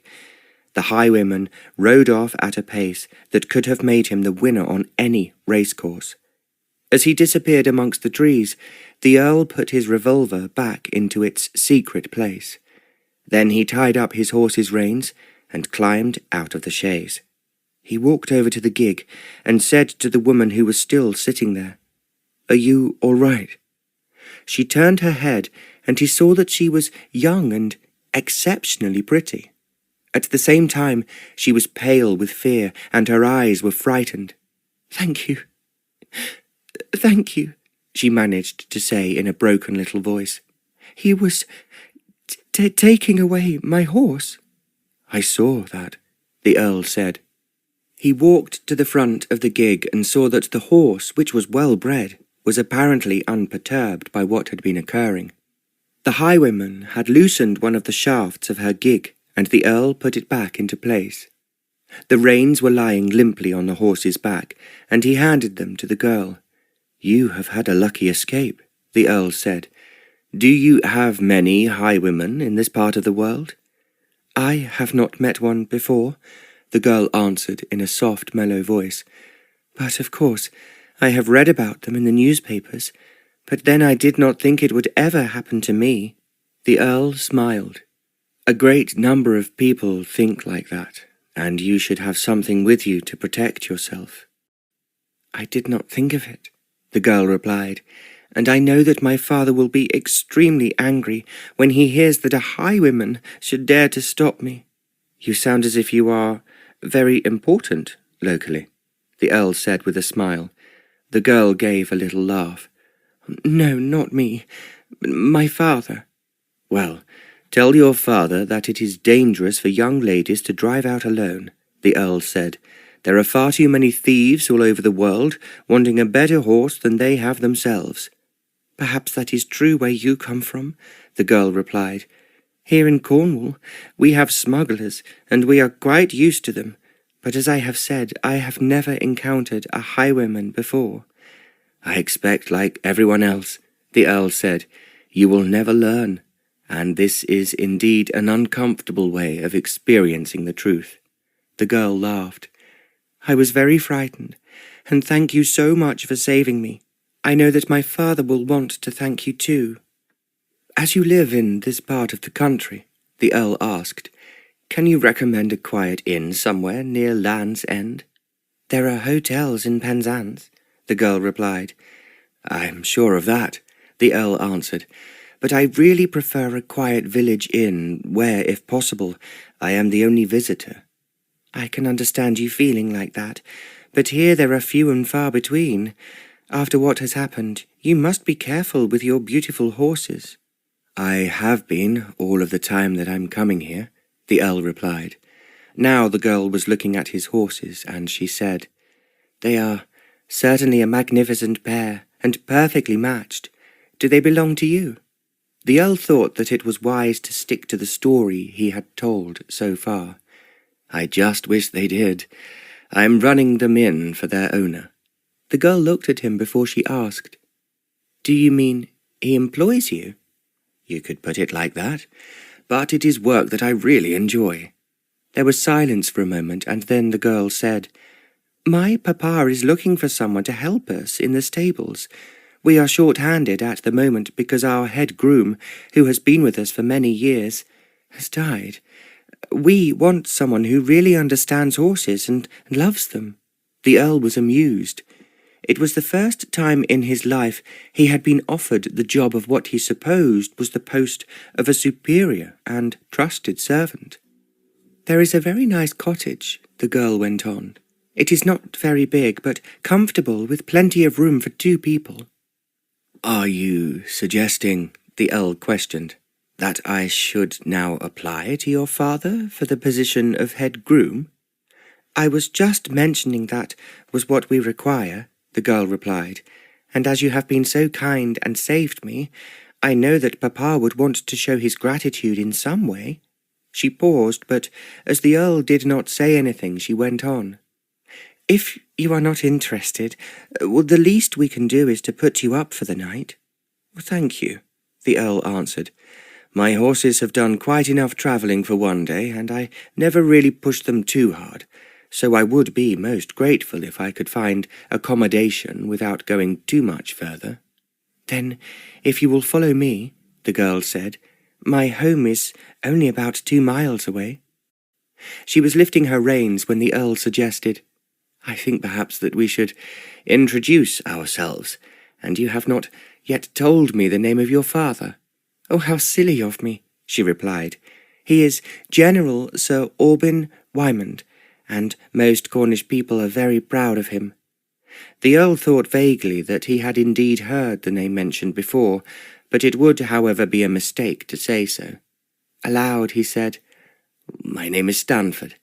Clive Stanford." The girl smiled, and it was a very pretty smile. "My name," she responded, "is Melva Wymond." "Now that we are introduced," the Earl said, "I will follow you as suggested, and at least my horses will be safe for tonight." "When that awful man intended to take Dragonfly away from me," Melva said, "I was terrified, but I could not think what I could do." "There was nothing you could do," the Earl replied, "except pray for a miracle, and that, I feel, is exactly what did happen." Yes, it did," Melva exclaimed. "You came down from heaven as if you were the Archangel Gabriel when I thought that I would lose my dragonfly forever." "I think it would be a mistake," the Earl suggested, "until we can be really certain that this man has either left the neighbourhood or been put in prison for you to drive about alone." He almost added, "You are far too pretty, for one thing." Then he thought it might sound rather too familiar for someone who was seeking employment. There was no doubt, however, that Melva was as pretty as the flowers that were growing all round them. From what he could see of her hair under her hat, he knew that it was as golden as the sunshine, and her skin was the pink and white of the musk roses. "I have most certainly chosen someone particularly lovely for my good deed," he thought, as he climbed back into the chaise.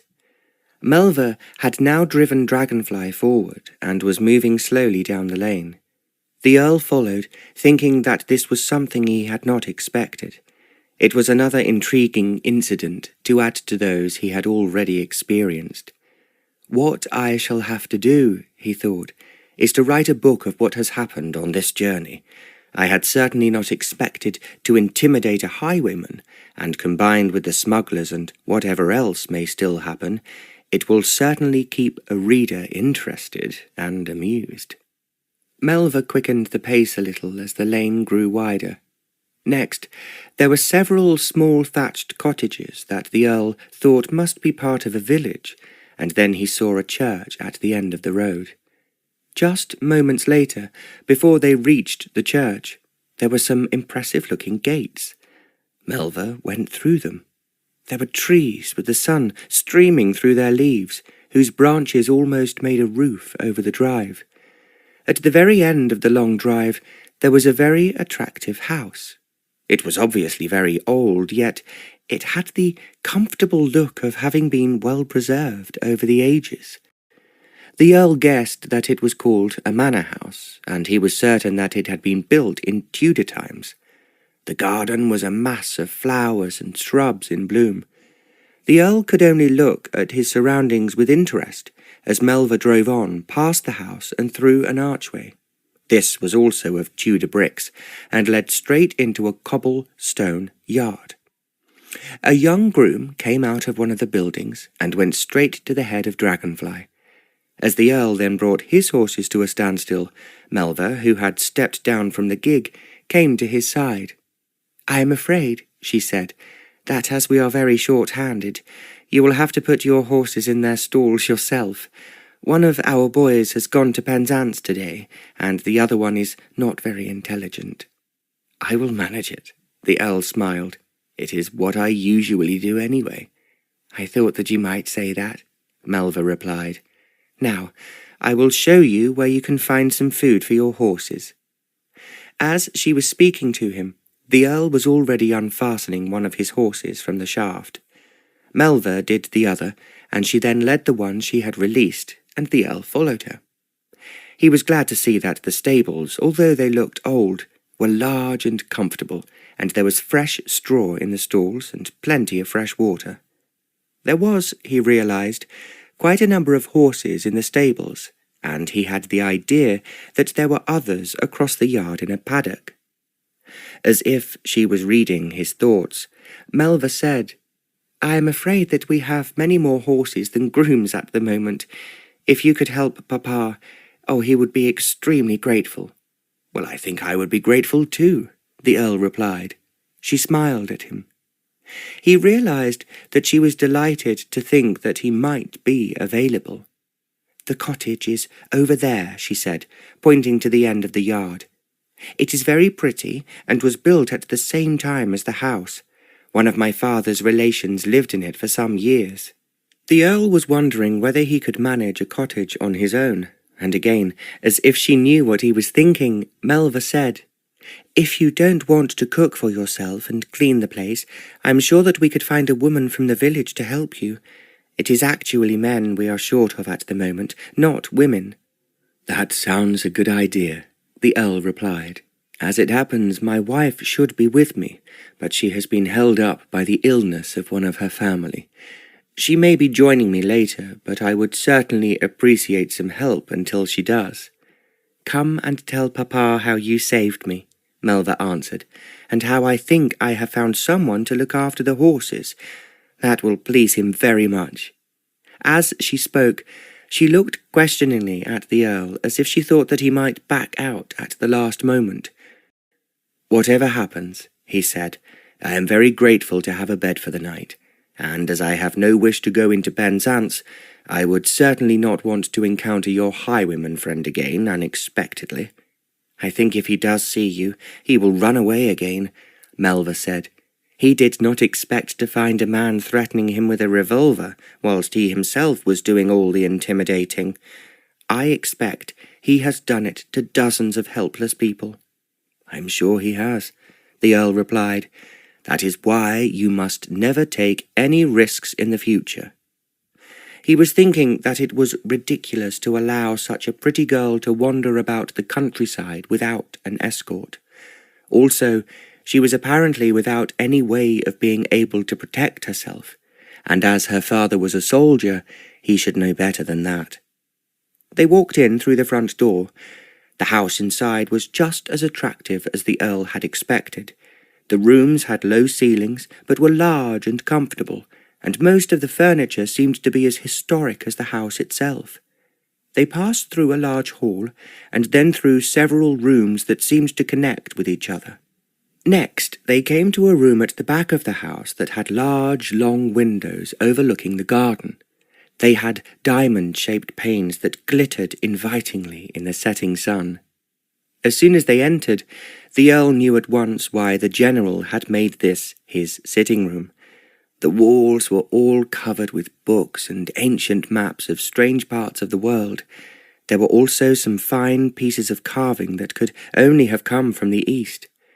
The General was a very good-looking man, who had obviously been very handsome in his youth. Whatever hair he had left was turning white, and the Earl guessed that he was getting on for 60. It did, however, seem a little strange that he should have such a young daughter. For the moment the Earl was slightly worried, in case he had met Sir Aubyn before, in which case he would know who he was. Melva had run across the room to kiss her father, who was sitting at a writing table in the window. "I have had such a terrible experience, Papa," she began breathlessly. "A highwayman was trying to steal Dragonfly when this kind man saved me." "A highwayman? What are you talking about?" Sir Aubyn inquired. "There are no highwaymen here." "There was a very nasty one," Melva said, "and he was just taking Dragonfly from between the shafts when Mr. Stanford came round the corner with his team and threatened him with a revolver." The Earl rose from his chair and held out his hand to the Earl. "If you saved my daughter and her horse," he said, "I am in your debt and very grateful indeed." "There is a chance. If I had come a few moments later," the Earl replied, "the man would have undoubtedly got away and left his own horse behind, which was not a good exchange." "I can hardly believe it," the General exclaimed. "We have not had a highwayman in this part of the world for years." "There is most definitely one here at the moment," Melva said, "and I am not going out alone unless you give me a revolver."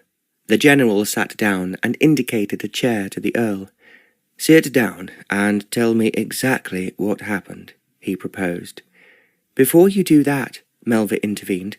"I have found out that Mr. Stanford is looking for a position with horses. You should see the pair he is driving, Papa. I'm trying to persuade him to help us." The General's eyes lit up. "We are desperately short-handed at the moment. I have 2 men coming from Penzance to see me tomorrow, but I don't think that either of them is very experienced." "What I can really ask your daughter to do," the Earl said, "was to recommend a quiet inn where I could stay the night. I am always worried about having my horses stolen, as they are an exceptionally fine twin pair. I am breaking them in for their owner." "He might be persuaded to stay and help us for a little while," Melva chipped in. "Then that is just what I'm going to suggest," the General said, "and I must thank you again for saving my daughter from a very unpleasant experience, and her horse from being stolen. I think the police should be notified that such a man is in the neighbourhood," the Earl suggested. "Once these highwaymen get their hands on a good horse, they either sell it or else treat it so badly that it does not have a very long life." The General nodded his head. "I have heard that too. But do tell me a little about yourself, Stanford. How is it that you know so much about horses?" "I have always had a great deal to do with them," the Earl answered, "and I was in a cavalry regiment." "Which one was that?" the General asked. The Earl thought that it would be a mistake for him to say that he had been in the household cavalry, so he therefore replied, "The 9th Queen's Royal Lancers, General." "Oh, I know them. Yes, of course I know them," the General said. "Very fine regiment. Why did you leave the army?"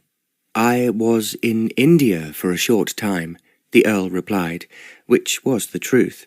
"But as I wanted to come back to England to be with my family, I resigned." "You said you have a wife?" Melva asked. "Have you got any children?" "Not yet," the Earl answered. Melva turned to her father. "What I promised Mr. Stanford," she said, "is that if he comes to us, we will find someone to look after him until his wife arrives. I am sure, like all men, he dislikes cooking and, worst of all, having to clean the house." "That is true," the Earl smiled, "and I would be very grateful for any help I can have." "We will find you someone," the General replied. "Women are 2 a penny round here, but men are hard to find." "If you ask me, they are far too busy smuggling," Melva said. "I saw in the newspapers that some smugglers have been caught, but in some mysterious way they cannot find the large amount of wine that they stole from a French ship." "That is an old story," the General remarked. "I have already heard that Cornwall is famous for its smugglers," the Earl commented. "It is something that we are not at all proud about," the General replied, "and the sooner we stop it, the better. Now let's talk a little business, and I suggest, Melva, you go and fetch Mr. Stanford a glass of ale. I think that is something he deserves after what he has done." "Perhaps he would rather prefer a glass of claret," Melva said. "I should be crying my eyes out now if he had not come along at exactly the right moment." The General made a gesture with his hands. "The choice is yours, Stanford." "Well, I'm delighted to accept a glass of claret," the Earl said. Melva went towards the door. "If I was a smuggler," she piped up, "I would bring you a case or a barrel of it. But as it is, I can only thank you once again." She was gone before the Earl could reply. Then the General said, "I must add my gratitude to my daughters. It was very lucky that you came by before the horse was actually stolen." "It was lucky for you, General," the Earl answered, "but it was also lucky for me. I shall be very grateful to be allowed to spend a little time looking after your horses." "I realize that you will want to help. I have these 2 men coming tomorrow, but that is about all." "I expect I can manage, General." "I have a feeling," the General said slowly, "that this would be something new to you. Have you been in employment of this sort since you left the army?" The Earl thought quickly. He realized that the General was astute enough and too experienced to be deceived. He was obviously by now well aware that he was a gentleman, that he had not been employed as a senior servant previously. Thinking quickly, the Earl said after a moment, "Things have been, rather difficult for me recently. They are entirely family matters which I would rather not discuss. But if you will employ me for the moment, I will make sure that you do not regret it." "I rather thought it must be something like that," the General said, "and I am at this very moment, like my daughter, much in need of help." "Then, if we can leave it at that, General, I can only promise to do my best, and I hope I will not disappoint you." The General smiled at him. "I think that is not likely," he said. "I have had a long experience of men, as you can imagine, and I always know whether a man is telling the truth or not." Before the Earl could reply, Melva came back into the room.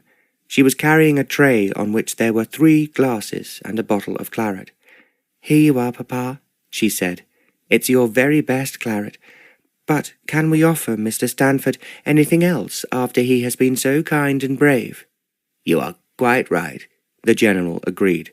"So pour us all a glass." Chapter 4. The Earl took his horse up to the jump. It rose without any hesitation and landed perfectly. As the jump was decidedly higher than it had been the previous morning, the Earl was pleased. The horse he was riding was one of the best in the General's collection. Then he drew the horse to a standstill and turned round to watch Melva. He realized that she was an exceptional rider. He was, however, slightly worried at the moment because she was following him over the jump he had just taken. And this, he thought, was too high for a woman, but she had insisted, and he gave in. He watched her riding up to it, thinking that the way she sat on a horse was superlative. Then, as her mount quickened its pace, he almost held his breath as Melva took the jump. He need not have been concerned. The horse cleared it with inches to spare, and landed as well as his mount had done. As Melva rode towards him, he saw a flush in her cheeks and the excitement in her eyes. "I did it!" she exclaimed. "I watched you," the Earl replied, "and it was quite perfect." "Papa will be very pleased that his horse is doing so well," Melva said.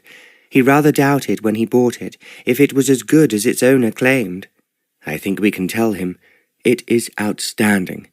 Now we have 2 superb horses, and that should easily be enough for anyone." Melva laughed. "Oh, not for Papa. He wants his whole stables to be good enough to win every steeplechase. But I think that these 2 will certainly win the one he has entered for next month." "Are you going to ride one?" the Earl asked rather sharply. He found it difficult when he looked at Melva not to feel afraid of what she might do next. She was so small and had a very fragile appearance about her, and it made him anxious every time she took any risk or even thought about it. He was beginning to realize, however, that she was actually extremely strong. She also had what is the envy of all good riders, an instinct. It made her not ask more of a horse than it was capable of doing. The Earl had ridden with many women, but he had never known anyone quite as good as Melva, and she was so unself-conscious about it. She listened to all his instructions most respectfully, and seldom argued with him. Moreover, he was beginning to realize that she only insisted on taking some particular jump when she knew that there was no danger in it, either for herself or the horse she was riding. As the horses they were riding on now had to be exercised, they set off at a sharp gallop. They were on the flat ground in front of the manor house, and it was brilliant with bright flowers of every description. The Earl thought to himself that nothing could be more beautiful except the girl riding beside him. The more he saw of Melva, the more he knew that she was wasting her sublime beauty here in Cornwall. As he had learned from the General, there were few neighbours, and even less young, who would be Melva's contemporaries. The General had realized that the Earl was not what he pretended to be, and he had therefore suggested the first night he arrived that he should dine with them. "Tomorrow," the general said, "we will arrange for a woman from the village to look after you, but I doubt if she will be a very good cook." Their dinner, the Earl found, was exceptional. He learned that the general in his retirement liked his comforts.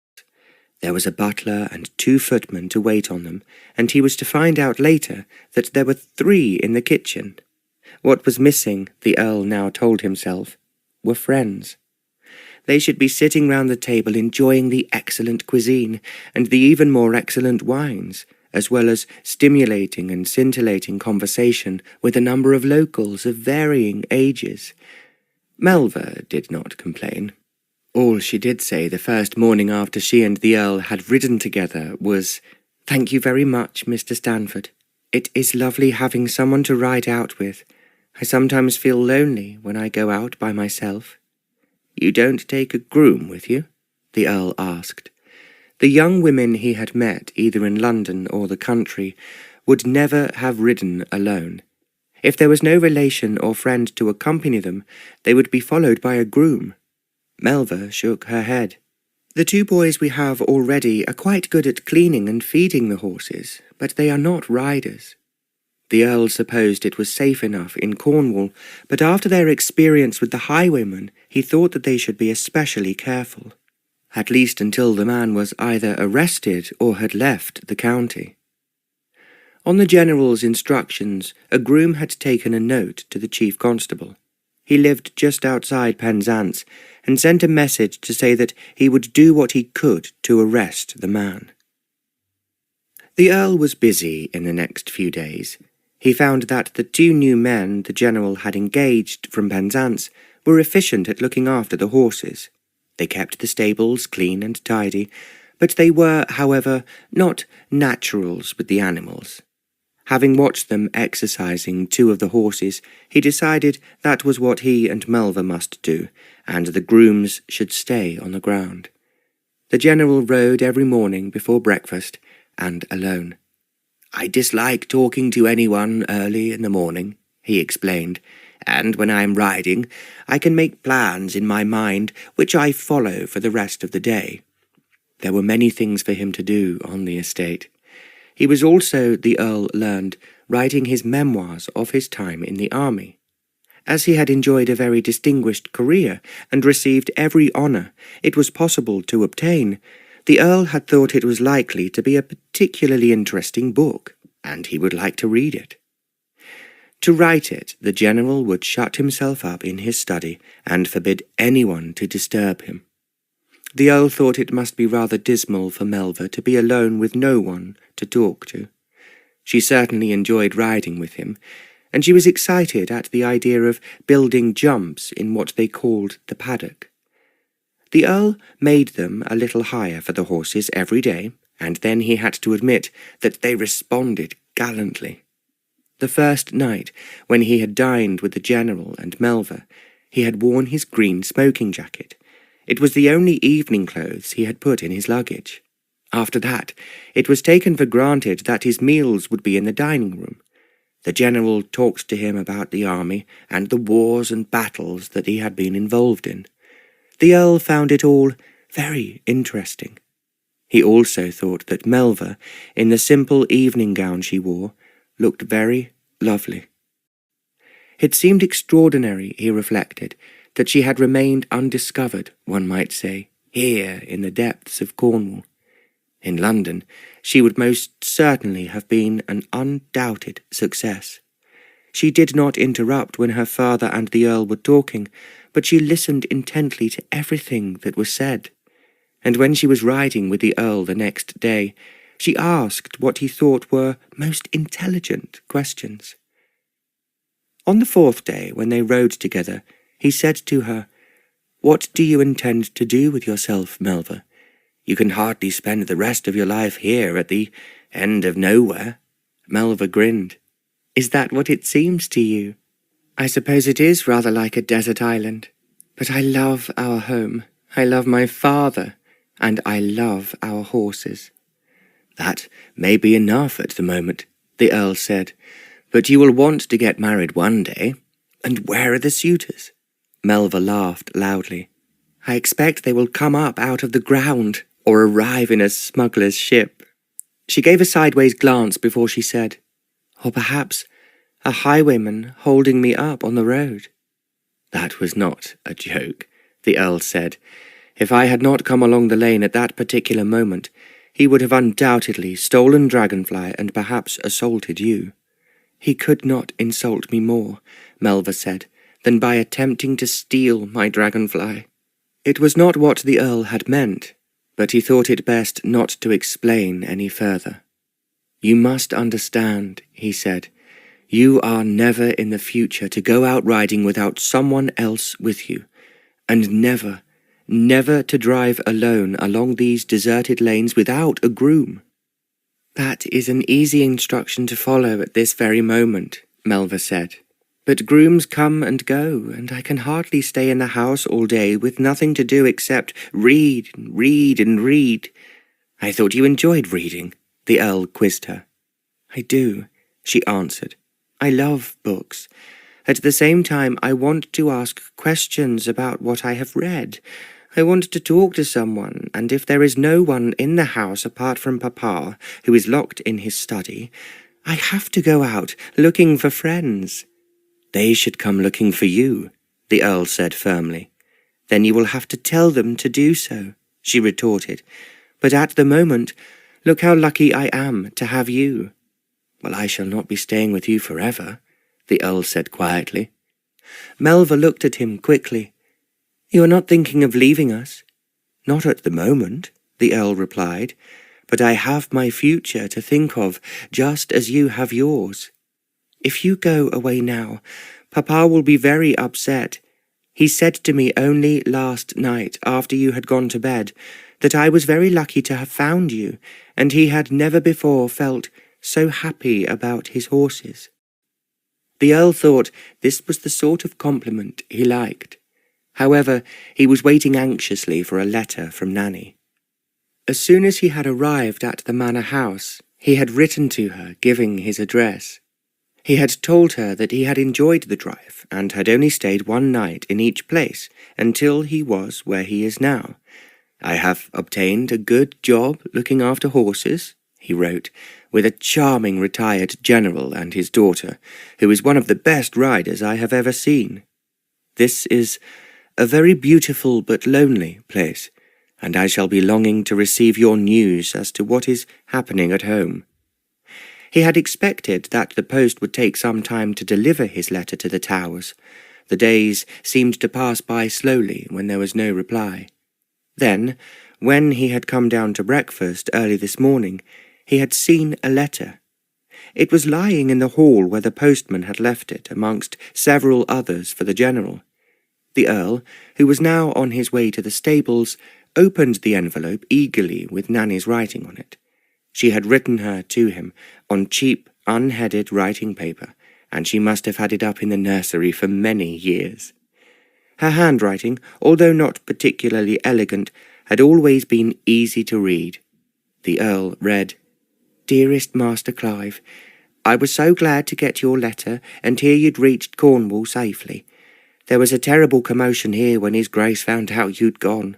He went into one of his towering rages and sent Mr. Marshall's assistant immediately by train to Gretna Green, with orders to stop your marriage and insist you return home immediately. His Grace then cross-examined everyone in the house, including me, to find out if you'd said where you'd be likely to go, and who with. Of course he learnt nothing, and that made him angrier still. When Mr. Jenkins comes back from Gretna Green saying there was no sign of you, His Grace didn't believe him, and made him return immediately in case you'd turned up after he'd gone. In the meantime, I rather thinks he's discussed it all with the Chief Constable, who's been here several times, and I guess, although I don't know, he's had nothing to tell him. The Earl gave a sigh of relief before he went on. After a fortnight had gone by, His Grace were forced to go to Windsor Castle. I understands he told the Queen you'd gone abroad unexpected-like, and therefore he couldn't do a thing about bringing you to Windsor Castle till you comes back. The Earl smiled when he read this. Then he turned over the pages to see what Nanny had continued. Mr. Barker has been told by Mr. Wilkins that Princess Gilberta be quite a pretty girl, and not so fat and heavy as you'd expect her would be. The Earl knew that Wilkins was his father's valet, and he would have gone with him to Windsor Castle. Nanny went on. At the same time, Mr. Wilkins says he didn't think the princess were good enough for you, and it were lucky that you couldn't be found, as her doesn't speak very much English. I thought that would be the case, the Earl said to himself, feeling rather smug that he had been right. He turned to the last sheet of Nanny's letter. His Grace has been in London for this last week, although he can't be expecting to find you there. I thinks you're quite safe if you stays put where you are for a bit longer. Take care of yourself, Master Clive, and I'll write again soon as there's any more news. Yours affectionately, Nanny. The Earl read the letter through twice. He could easily understand what a commotion he must have caused, and his father would have been furious and screaming at everyone. Equally, he could only thank heaven that he had escaped. Otherwise he would be now, at this very moment, at Windsor Castle, meeting the German princess. After that, it was only a question of time before he was married, and, in his opinion, imprisoned for life. He put the letter into his pocket and went on to the stables. Melva was there, looking very attractive in a riding skirt and muslin blouse. It was what she wore every morning, and as there was no one to see her, she did not wear a hat. As it was so warm, she wore no jacket either. As the Earl arrived, one of the men was bringing Dragonfly out of the stables. The Earl raised his eyebrows. "Is it Dragonfly's turn today?" he asked. Melva gave him a sideways glance. "You were not here to give the orders, so I'm giving Dragonfly a treat." "I wanted you to ride Black Prince," the Earl said. Melva looked at him beseechingly. "Let me take him out this afternoon. I just cannot disappoint Dragonfly now he is saddled, and I do love him more than any of the other horses." She was pleading with the Earl. He picked her up and placed her on Dragonfly's saddle. As he did so, she was so light that she seemed to fly onto the horse. "Thank you," Melva breathed. "I am very grateful." "They are your horses," the Earl pointed out, "and of course you can ride whichever one you wish to. At the same time, we have promised your father to improve them all, and there are only you and I to do it for him." "But then look how clever we are," Melva replied laughingly. The Earl went into the stables to choose his own horse to ride. He thought as he did so that he must find someone to take his place when he left, and it would be a crime to let these splendid horses down when he had done so much for them already. The stable boys, keen and enthusiastic though they might be, were just not good enough to do what he and Melva were doing. He then chose a horse for himself that he thought needed more training than the rest. He hurried after Melva, who was on her way to the paddock. She looked at his horse and exclaimed, "So you have chosen Red Star? I knew he would have to be dealt with sooner or later. I was hoping that you would not give him to me." "He is too rough for you," the Earl answered firmly. "I am quite content to agree with that," Melva said. "And you do realize that you cannot go away and leave me alone with him." They rode on a little way in silence, and then Melva asked, "When are you expecting your wife?" The Earl had almost forgotten that he had said he had one, and so it took him a few seconds to recollect his thoughts before he replied, "I don't know. She cannot leave the old relative she is with at the moment." "I'm glad about that," Melva told him. "I have a feeling that when she arrives, you will want to leave us." "Why do you say that?" the Earl inquired. "Because you were telling Papa last night that you thought I should have more friends, and if possible spend a season in London." "I thought that you had gone up to bed," the Earl muttered. "I heard you mentioning my name, so I waited to hear what you were saying," Melva confessed. "Would you like a season in London?" the Earl inquired. There was silence for a moment, and then, as they rode on, Melva responded, "I'm not sure. It is something I have never done, and I think that I would be rather intimidated by meeting so many people I have never met before." "You will be a huge success," the Earl said firmly. "You are very pretty, and I gather from your father that he can afford to pay a distinguished chaperone who would get you invited to all the best dances and the most interesting parties." They rode on for several minutes before Melva said, "Do you really think that I would enjoy it? It is something I have never done, and I think I should feel like a fish out of water."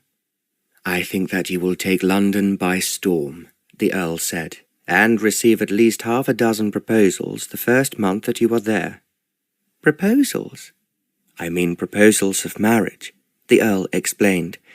"Every debutante knows if she is a success or not from the amount of men who propose to her. I am ready to predict that there will be quite a large number. You will be able to pick and choose who you want as a husband." "Why should they want to marry me?" she asked. The Earl thought that this was a question he had not been asked before. "Because you are so lovely to look at, and because your father is a distinguished man, and as you are his heir, you will have some money of your own eventually." He realized that Melva was thinking it over. They had ridden for quite a long way before Melva said, "That is not what I want." The Earl looked at her in surprise. "What do you want?" he asked. "I think really that I want to see a little of the world before I worry about marriage," Melva replied, "and I would never marry anyone, however important or however rich he was, unless I loved him. Mamma and Papa fell in love the moment they first met. I expect you realize that Papa was much older than her." "I thought perhaps that was so, because you are so young." "Mamma told me," Melva said, "the moment she saw Papa, that she thought that he was the most exciting man she could ever imagine. He told her a little later that he knew the moment he saw her that he had been looking for her all his life.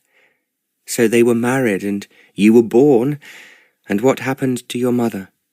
"She was never very strong," Melva replied, "and 3 years ago, when I was 15, she had a heart attack. No one quite knows why, but she never recovered from it." There was a sob in Melva's voice, and the Earl said, "I'm sorry. Very sorry." "It was terrible for Papa. He loved her so much. Although I have tried to make up for her loss, he misses her every moment, and so it is difficult to talk to him about her." The Earl did not quite know what to say. They rode on in silence. Then, as if Melva had been thinking it all over, she quizzed him. "When you fell in love, what did you feel?" The Earl hesitated, and then he answered her. "I think what everyone feels when they are really in love is that they want to spend the rest of their life with that particular person, and nothing else in the whole world is of any consequence." "That is what I thought," Melva said, "and that is what I hope I will feel." She hesitated for a moment before she persisted. "Did you know the moment you saw your wife that she was the one person in the world you wanted?" The Earl wished that he did not have to lie about his mythical wife. Yet he thought maybe that because she was talking about it, what he was saying now would help Melva in the future. "I think," he said, "that for some people it is love at first sight. For others, they take a little time to realize how significant that particular person is to them." "And then?" the Earl smiled. "Then, of course, they live happily ever after." Melva gave a little murmur. "That is what I want. I always love the end of a fairy story." The Earl mused that a great number of people were still trying to make the fairy story of their youth come true. He supposed, if he was honest, that is exactly what he wanted as well, but he thought it very unlikely that he would ever find it. To change the subject, he suggested, "These horses are being lazy. I will race you to the end of the field." Melva did not argue, and she pushed Dragonfly into a spirited gallop. She rode so well that the Earl was nearly defeated. It was only by a superb piece of horsemanship that he managed to edge ahead of her, and that was just before they were obliged to come to a standstill. Melva's pretty cheeks were flushed, and her eyes were shining. "You are too good," she admitted, "and I did so want to beat you, Mr. Stanford." "So why should you want to?" the Earl asked. "A woman should always want a man to be victorious, whether it is in riding or any other field." "I suppose you will say that he has to be victorious in love, too," Melva smiled. "But of course," the Earl agreed, "it is a battle for survival, and the man must obviously be the victor." He thought as he was speaking that was what he had managed to be. He had eluded the designs of his father, the Queen and Princess Gilberta, and he silently congratulated himself on having done so. Then he heard Melva say very quietly, as if she was speaking to herself, "That is just how I like a man. To be victorious." The Earl gazed at her. He now wondered, as he had wondered before, what would happen to her, and if she just stayed here and saw no one, it would be a tragedy. She was now gently smoothing her long fair hair back from her forehead. As it caught the sunshine, it seemed to sparkle, and her face, as she turned towards him, was incredibly lovely. Their eyes met, and then for some seconds neither of them could look away. Then the Earl said almost harshly, "Now we will get back. I want to take those jumps again, and we have to decide which horses we're going to ride this afternoon." He turned his horse as he spoke.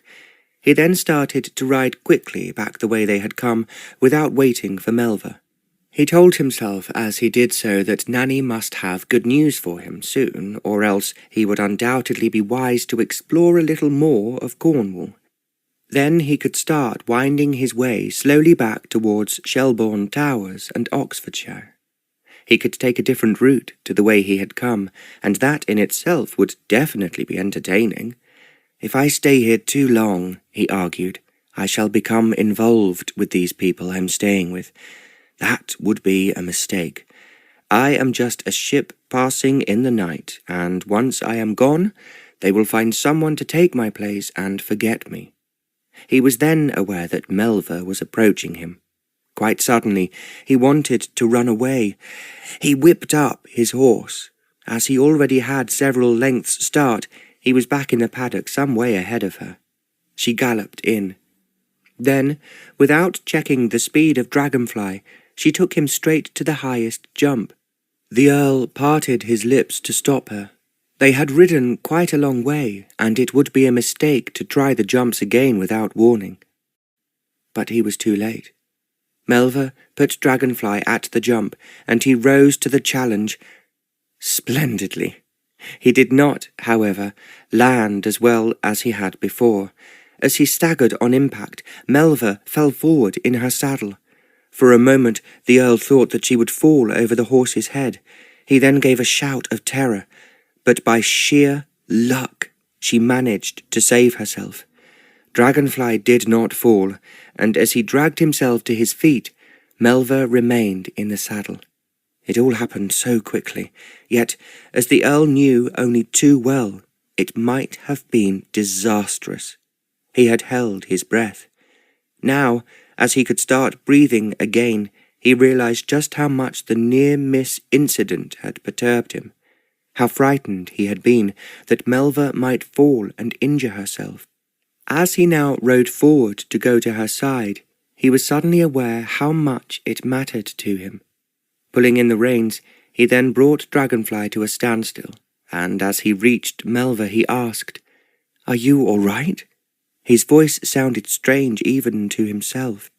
Melva turned to look at him, and he saw that for the moment she was a little shaken.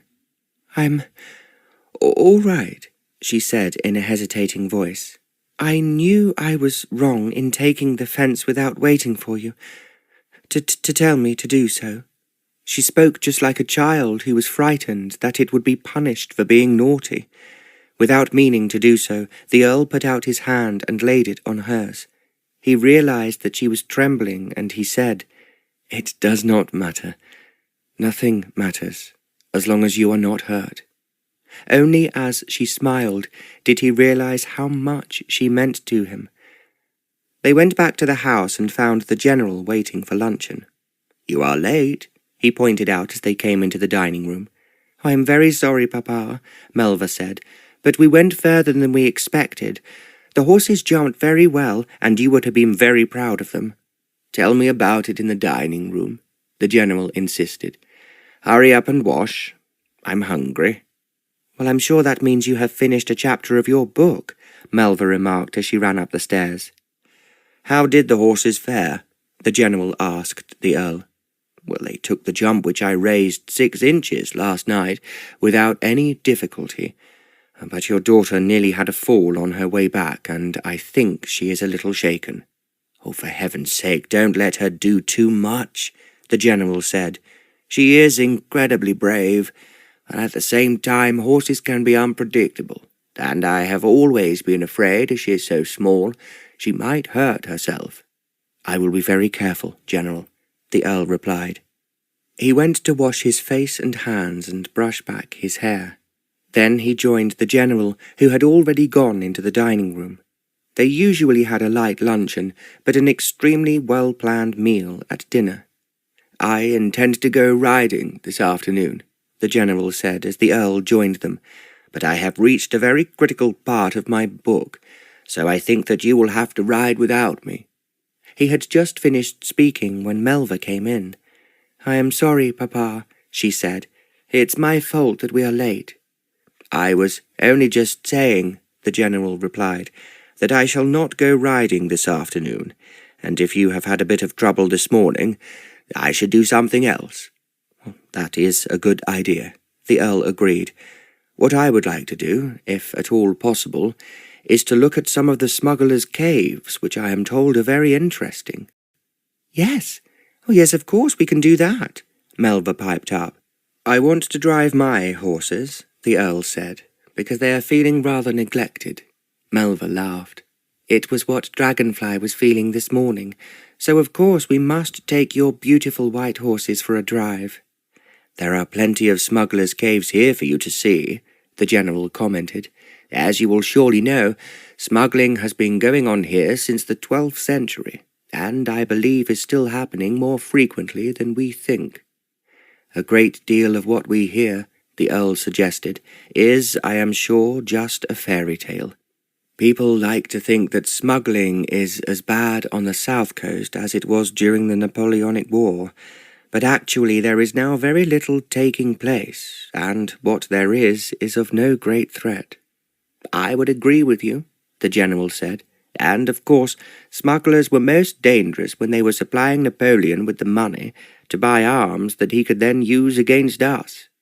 "They also carried spies into Britain," the Earl said, "which I always thought was unforgivable. With such a long length of coastline, it was impossible for the riding officers or anyone else to keep them away." The general chuckled. "I have always been sorry for the riding officer. Here in Cornwall, he was allotted 4 miles of coast, and he had to provide himself with a horse." "Was he well paid?" the Earl inquired. "I think very little, and he certainly earned what he received. He was on patrol both day and night, visiting the places most likely for a run." The general paused before he went on.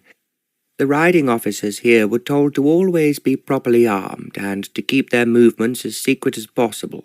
"He had work to do," Melva chimed in, "with the dragoons who were stationed with riding officers, and, of course, with the off-sea cruisers." "It sounds an impossible task," the Earl exclaimed. "I am only surprised that they found enough men to take on the job." "It was a very dangerous job because the man was alone," the general said. "But I have already found that where a job is dangerous, there are always volunteers who feel it is a challenge they cannot refuse." The Earl nodded. "I think that is true. The moment one asks in the army for men to take on a special mission, one gets more results than one needs." The general smiled. "That is indeed correct, and I like to think it is only the English who are so brave." "I will tell you one thing about the smugglers here," Melva said to the Earl. The commissioner had to make it a strict rule that every man who collected the prize money must have actually been present when the seizure of the smugglers was made. Otherwise, those who sat at home managed to obtain as much as those who had seized the smugglers and the contraband they were handling.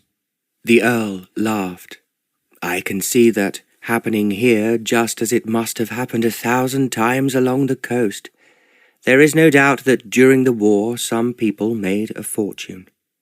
I have read that the smugglers took home French prisoners of war," Melva remarked. "The most notorious of all West Country smugglers was Jack Rattenbury," the general said. "He was caught after he agreed to take 4 French officers back to France for £150. They were all arrested, but apparently Rattenbury was clever enough to persuade the court that he was taking the Frenchmen to Jersey." "And he got away with it?" the Earl inquired. "Yes. The magistrates dismissed him." "He was indeed lucky. At the same time, I always understood that the smugglers took risks that no one else would have dared to do." "Whatever they did then or did not do," the general said, "they were a nuisance. I am always hoping that we have heard the last of them in Cornwall." "There certainly cannot be as many as there used to be," Melva said. "So I will take Mr. Stanford to look at the different caves where they used to hide their spoils.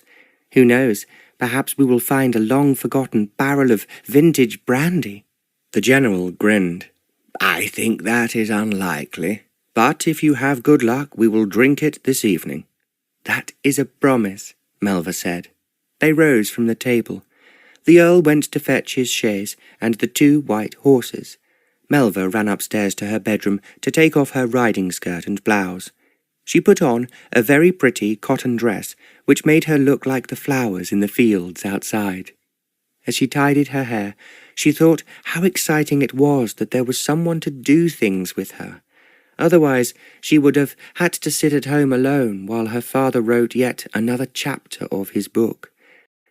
"Mr. Stanford is so handsome," she told herself. "I cannot think how his wife can leave him for so long. She must want so much to be with him, and he too must find it very frustrating." At the same time, she hoped he enjoyed being here with her father and her at the manor house. He certainly seemed happy with the horses, and she knew that he liked talking with her father. They talked about the difficulties and privations of war, and the political situation in Europe, which Melva found absorbing as well. She longed to visit France, and she would like above everything else to see the beautiful churches in Italy and the statues of the gods and goddesses in Greece. Because the general had no son, she had in many ways had a boy's education. It had been easier when she was growing up to have tutors from Penzance rather than governesses. When Mr. Stanford talked about India, she thought how lucky he had been to have visited that exotic country. How wonderful it would be if she could travel abroad when she was older, and as she was so practical, she told herself firmly that it all really rested on whom she married. It might be to a man who wanted to stay at home, and then she would see no more of the world than she had seen at the moment. If, however, he was adventurous, then perhaps she would not only see Europe, but North Africa, and these were the places that her father had visited as a soldier.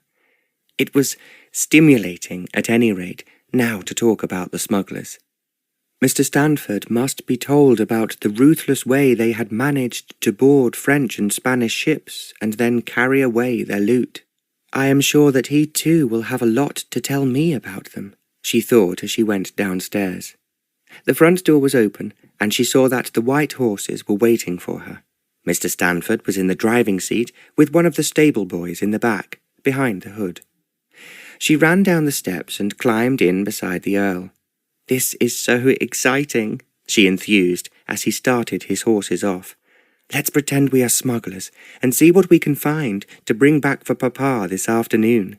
The Earl smiled. "I cannot imagine that you look like a smuggler.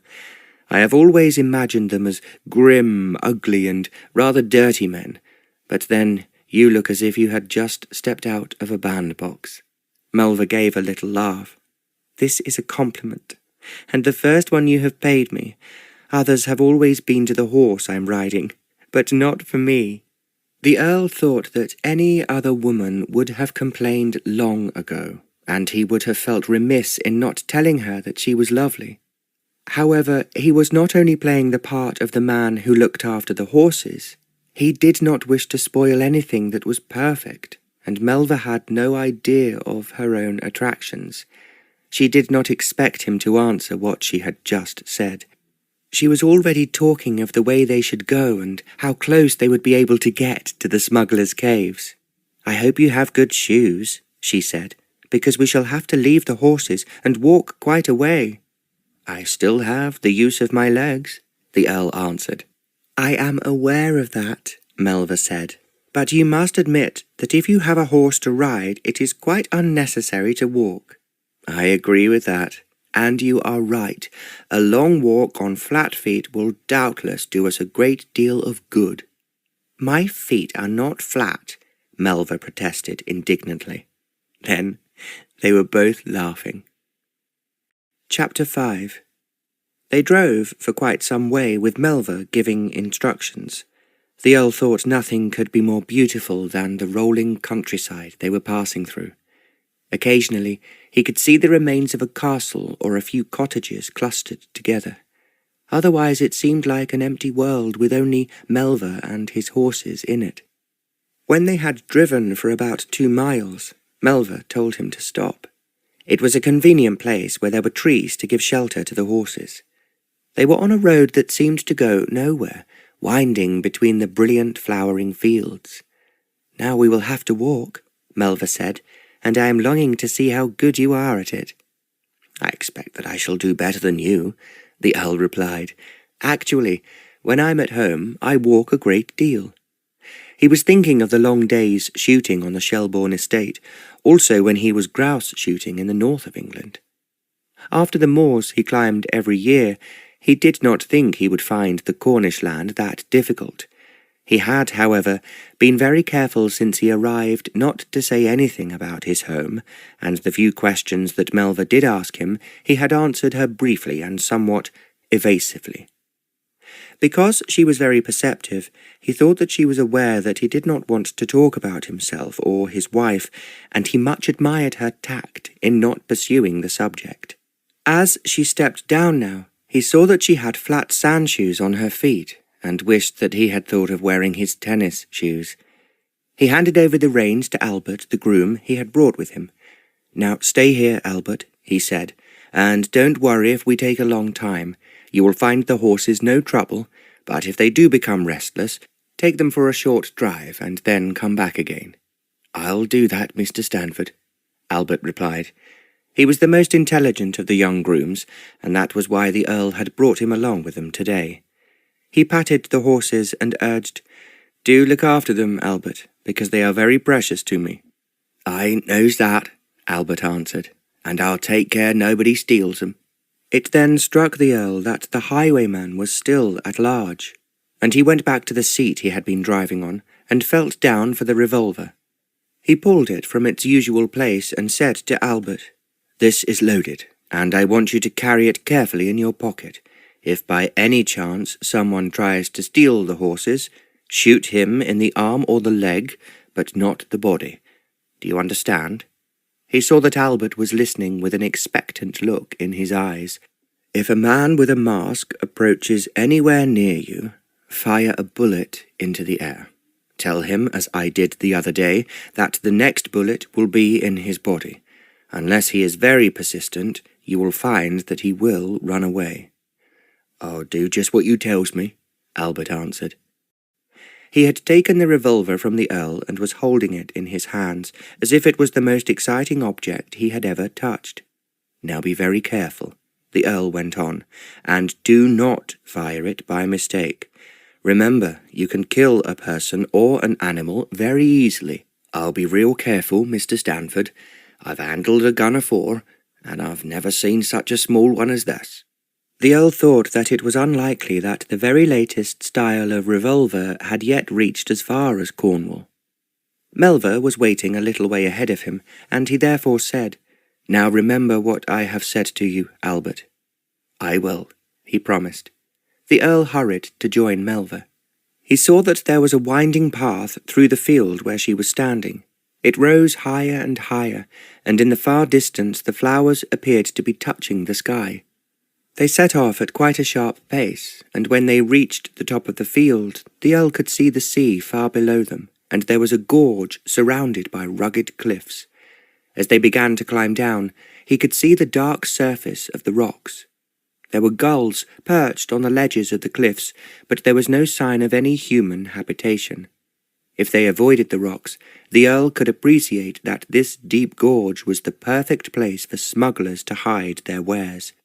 And then, beyond the gorge, there was the turbulent Atlantic Ocean, and even though the day was warm and calm, the waves with their white foam crashed against the rocks with great force. He could imagine only too well how rough they would be in a flood tide. Melva knew her way. She walked without hesitation over slippery rocks to show the Earl a cavern in the cliffs. They jumped from rock to reach it. When finally they did so, the Earl saw that it was a perfect place for smugglers. They could leave their loot here until they could take it out to sea in a ship, which would be bigger or faster than the one they had brought it in here immediately after its capture. The Earl knew the difficulties a smuggler might face in getting rid of what he had stolen. Yet, if they had looted wine from a French ship, there would always be a large number of people eagerly waiting to receive it. The squire liked his brandy, and so did his lady, who gave smart parties, and even the vicar of a parish participated in his own fashion. Luggers with 1,000 yards of canvas in their mainsail could cross the Channel in 8 hours, and a cargo bought for £1,500 in France could be easily sold in England for £3,000, ensuring a handsome profit. Where there was not a place in the cliffs where a large cargo could be delivered safely, it was carried across country at night in wagons drawn by horses with muffled hooves. It was impossible not to feel that smuggling was romantic and exciting, and the Earl knew that was how Melva found it. They inspected the first cavern, and Melva looked carefully for a trace of anything that had been smuggled, but she was disappointed. "I am afraid that your father will have to go without his brandy for dinner tonight," the Earl joked as they went back into the sunshine. "I have 2 more caverns to show you," Melva said, "and they are better than any of the others along the coast." The Earl was quite prepared to follow her, but he found the slippery wet stones rather dangerous, and he had no wish to fall into the sea-water. Melva moved ahead of him, springing from rock to rock effortlessly, like a nymph. She had a grace that he could not help admiring. Under the tall cliffs, soaring up towards the sky, she looked like a fairy or a flower blown by the wind. Finally, she leapt from a rock onto the side of the cliffs where there was a large break in the wall. The Earl followed her a little gingerly, and he was glad when his feet were on firmer ground. This cavern was much larger than the first one they had seen, and its floor was sandy. It had a high ceiling overhead, and light was coming through the broken cliff sides. "You can imagine how much loot this would hold," Melva suggested. Her voice seemed to echo. "I certainly think it would be safe here," the Earl agreed. "It would be too difficult for the riding officer to poke his nose to see what he could find." Melva laughed. "He certainly could not do so on his horse. And look, over there. I think there is another cavern connected with this one." She moved towards the end of the one where they were standing. "Personally," the Earl said, "I think I have seen enough. We might as well go back." "Oh, I have another cave to show you yet," Melva cried. "I will just have to look at this one." She walked quickly away from him. The Earl went back towards the opening through which they had just entered the cavern. As he reached it, he heard her scream and turned round. "What is it?" he called out. Melva screamed again. Now he started to run towards the end of the cavern, which was in darkness.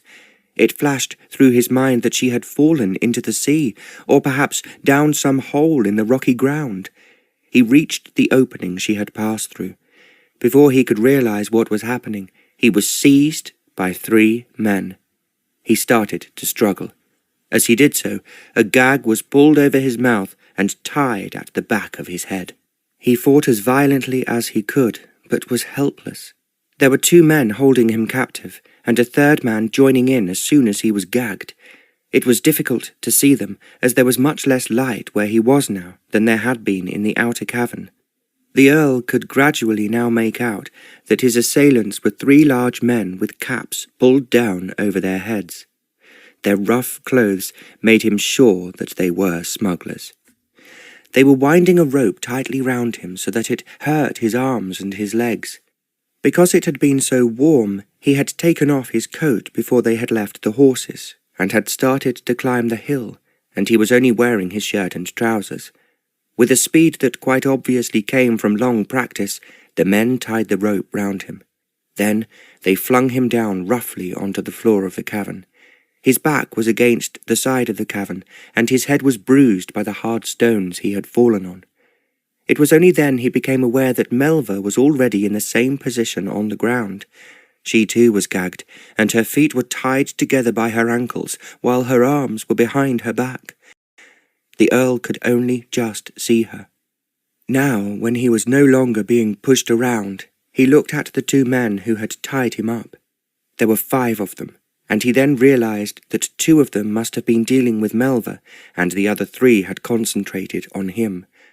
They were now looking down at their prisoners. The Earl could not see their faces clearly, and yet he was certain that they were thinking how helpless he and Melva now were. Then one man spoke, and he had a broad Cornish accent. "What shall we do with 'em?" he asked in a low voice. "Shall we push 'em in sea?" another man said. They were asking a man who was a little taller than the rest. "Floating bodies," he replied, "will attract attention. We'll pick 'em up tonight, when we comes back with the ship." The men nodded their heads as if that made sense, but to the Earl it was a death knell. He knew what happened to prisoners on smuggling ships. A man was dropped overboard far out at sea, and it was difficult to identify him by the time the waves swept him ashore several days later. The Earl wondered frantically what he could do. For the moment, he could only listen to the men standing in the middle of the cavern. It was very much smaller than the one that he and Melva had first entered, and when he looked behind the men, he realized why it was so small. It was filled with barrels and wooden boxes, and he was quite sure that the boxes contained bottles of wine or brandy. The man who had last spoken turned towards the entrance, which was narrow, and only large enough to let one man move through it carefully. It passed through the Earl's mind that the barrels must have come through the larger cavern. "Let's go and get the ship," one of the smugglers suggested. "Suppose someone's looking for these people?" one of the other men asked. "Then they just won't find 'em," was the answer. "2 tourists ain't of no importance." As the smuggler said the last word, he then slipped through the opening, with only a backward glance to the others following him, one by one. The Earl listened. He heard them, he thought, moving over the rocks, but then the continual crashing of the rough sea made it impossible to be certain of anything. As the last smuggler disappeared from his view, he looked towards Melva. He wondered what on earth they could do. She was as incapable as he was. It meant that when the smugglers returned, as they intended, they would load up their ship, and he and Melva would be taken aboard. There was no need to even ask himself what would happen next, as he knew the answer only too well. Whether they were killed before they even left the cavern, or when they were pushed into the sea, the result would be the same. He and Melva would die ignominiously, and no one would ever find out exactly what had happened to them. How in God's name, the Earl asked himself, am I going to get out of this? It was then, to his astonishment, that he heard Melva speak, and her voice was only a little louder than a whisper. "Are you all right?" He turned his head with some difficulty. He could see her propped up against the stone wall beside him. To his surprise, the gag had fallen from her mouth. His gag had been put on in a most professional manner through his teeth, Almost as if he had asked the question, Melva said, "I had a nanny once, who, if I told a lie, always made me wear a gag for at least an hour. I managed, by twisting my head as she put it on, to hold a little between my teeth so that I could loosen it when she thought it would be impossible for me to speak." The Earl had never thought of this before, and only wished that he could do it himself. "What I have to do now," Melva said, "is to undo your gag. Can you somehow move nearer to me and turn your head away so that I can reach it?" The Earl wanted to tell her how clever he thought she was being, but it was impossible for him to speak and very difficult for him to move. He managed, however, with a tremendous effort, to push himself a little nearer to Melva. At the same time she endeavoured to reach him. Then he turned his head and eased himself down a little lower. Now her lips were opposite the knot in the gag at the back of his neck. It took time. Actually, it seemed longer than it was for Melva to bite away at the coarse cloth that the Earl had been gagged with. Fortunately, the smugglers had not knotted it very tightly, as they obviously thought it would be impossible for him to remove it. Finally, it fell loose, and as the Earl wriggled his lips out of it, he exclaimed, "That was very clever of you. Thank you, Melva. Now we have to get out of this ghastly position we're in before they come back." "I heard what they said," Melva said in a low voice, "and I'm frightened, very frightened." It was the first time she had admitted it, but the Earl had known when her body was against his back that she was trembling. Deliberately making his voice sound quite normal and unperturbed, he said quietly, "Now, what I have to do is to release your hands. You have freed my teeth, and now it is my turn to put them to work." Melva gave a little sob. "Suppose you cannot manage it?" "I can manage anything," the Earl said firmly, "and I intend to save you, and me, from those unpleasant devils. Thank God it will be a long time before they come back."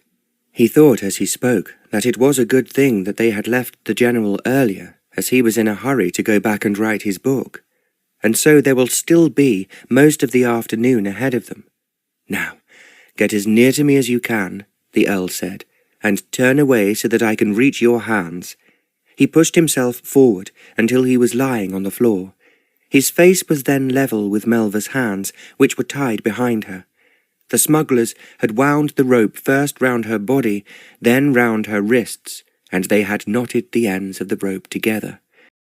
Fortunately, there was only one knot, and they had clearly thought it impossible for her to move with so much rope around her. Her feet were tied together with a separate rope, and the Earl began to work with his teeth, finding the taste of the coarse rope most unpleasant.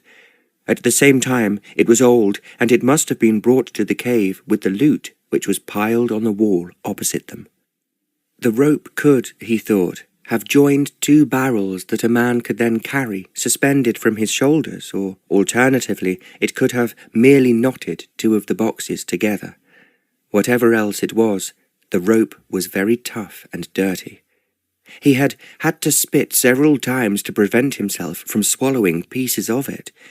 Finally, after what had seemed to be a very long time, although actually it was not much more than a quarter of an hour, Melva's hands were free. She then shook them to bring back the circulation. Then, pulling the long rope down over her body, she unfastened the one that had held her ankles together. The Earl was lying on his back watching her. Then, as she threw the rope to one side, she said, "Now, I must do the same to you." "I have a better idea," the Earl replied, "and I can assure you this rope does not make a particularly pleasant meal." "I am sure it was horrible," Melva agreed, "but I must set you free." "Now, you will have to be clever about it," the Earl said. "Go and look amongst those boxes and barrels for any sort of implement. A knife would be a godsend, but I doubt if you will find one." Melva rose to her feet. She smoothed down her dress as if to sweep away the feeling of horror she had when the smugglers had tied her up. She was still feeling desperately afraid. However, she forced herself to think not about what had happened, but how she could free Mr. Stanford. There were not many places she could look for an implement, as the barrels were piled closely against the wall of the cavern, with the boxes on top of them. When she looked into the boxes, she saw that each one contained 12 bottles. She thought it must be brandy, and she remembered that she had said jokingly that they would take a bottle back for her father. "There is nothing here except bottles," she said aloud, "and I think it's brandy." "Take a bottle out of the box," the Earl said. Melva managed this with a little difficulty as the bottles were tied into place. Finally, she managed to pull one out and then turned round with it in her hands. "Here it is," she said. "Good," the Earl replied. "Now this is what I want you to do. First, try and pull out the cork, but if that is impossible, we will achieve what we want another way." Melva did not understand what he was trying to do, but as she was terrified of not being able to escape, it was easier to obey him than to ask questions. She tried very hard with her fingers, but the neck of the cork was deep into the bottle, and it was impossible to free it. "I cannot do it," she admitted finally. "Then come over here," the Earl said, "and stand beside me." She did as she was told, wondering what he was intending to do. "Now," he said, "throw the bottle of brandy as hard as you can, and with all your strength, against that wall. I want it to break." Melva still did not understand. Yet, because he was so positive, she just had to obey him. Holding the bottle in 2 hands over her head, she drew in her breath. Then she threw it as hard as she could against the wall. There was a crash, and the bottle broke and fell to the ground. There was now a strong smell of spirit in the cavern. "Good," the Earl exclaimed. "Now what we want is a small stone, but it must be flat." Melva then went to the opening of the cavern and spied round the corner, half afraid that the smugglers might be watching her. Right at the foot of the cavern, she saw between the cliff and a rock that there were piles of pebbles. The tide was out, otherwise she was quite certain that she would not have been able to see them. She then bent down, and after turning over the wet pebbles for some moments, she found a flat stone. It was a little larger than a 2-shilling piece, and she picked it up and went back to the Earl. "Will this do?" she asked. "Excellent," he cried. "Now, put it under the rope which covers my hands, then pick up the sharpest piece of glass. I can see there is a piece there which belongs to the top of the bottle." Melva turned round to look for it. "It will take time," the Earl went on, "but if you work it as hard as you can, it should cut the rope, and that is more effective than spoiling your teeth." "You are brilliant," Melva said. "I would never have thought of anything like that, and my teeth are indeed very precious." "Well, you would look very strange without them," the Earl remarked, and she had to laugh. It seemed to her to take a very long time to cut the rope against the flat stone. Finally, she did it, and he shook his wrists free. He then bent forward to untie the rope round his legs. It broke his nails, and once or twice he swore beneath his breath. But finally, the Earl's feet were free, and he then stood up, holding his arms above his head. Melva had been watching him, and she had prayed all the time she had worked on the rope round his hands. Now she gave a cry of delight. "We are free! We are free!" Without thinking, she flung herself against the Earl. He brought down the arms from above his head and put them round her. Just for a moment, he hugged her. Then, without even meaning to, his lips found hers. He kissed her, and they were both very still. With an effort, the Earl said, "Come, let's get out of here." His voice sounded strange even to himself. Without glancing at Melva, he walked through the opening into the larger cavern. He hurried towards the far end of it, and she had to run to keep up with him. By the time she caught up with him, he was already walking back over the slippery rocks. She had led him before, but now he was leading her. Only as they both reached the dip in the cliffs down which they had come, did he put out his hand to pull her up beside him. Then they were back in the flower-filled field, and they could see the twisting lane below them. Beneath the trees there were the 2 white horses and Albert waiting for them. "We have done it. Oh, we have done it," Melva cried. Now there was a tremor in her voice, and she was speaking more softly. We have been incredibly lucky, the Earl said. Now I'm going to take you home to safety. It is the last time we will ever go looking for smugglers. How could we have known? How could we have guessed, Melva asked, that they were here? If I had not been so stupid as to go into the further cavern, we should never have known about them. The Earl realized there was still a note of fear in her voice. Her fingers, which he was holding, were trembling. Forget it, he said quickly. It is over now. You are safe and no one will hurt you. I thought, when they said they would take us out to sea, we would drown and never be heard of again, Melva whispered. We have been fortunate enough to have defeated them, and that is all that matters, the Earl sighed. They walked down the path for a while before he added, I think it will be wise to say nothing of what has happened. If your father informs the chief constable, they will most certainly be able to confiscate the brandy before the smugglers take it away. He paused before continuing. They might be able to apprehend the smugglers themselves, but that means police proceedings, and you and I would have to give evidence. No, no, Melva exclaimed. I don't want to think of it. I am sure that it was my prayers that saved us, or perhaps, as you thought of everything, it was one of King Arthur's knights who told you what to do. The Earl smiled.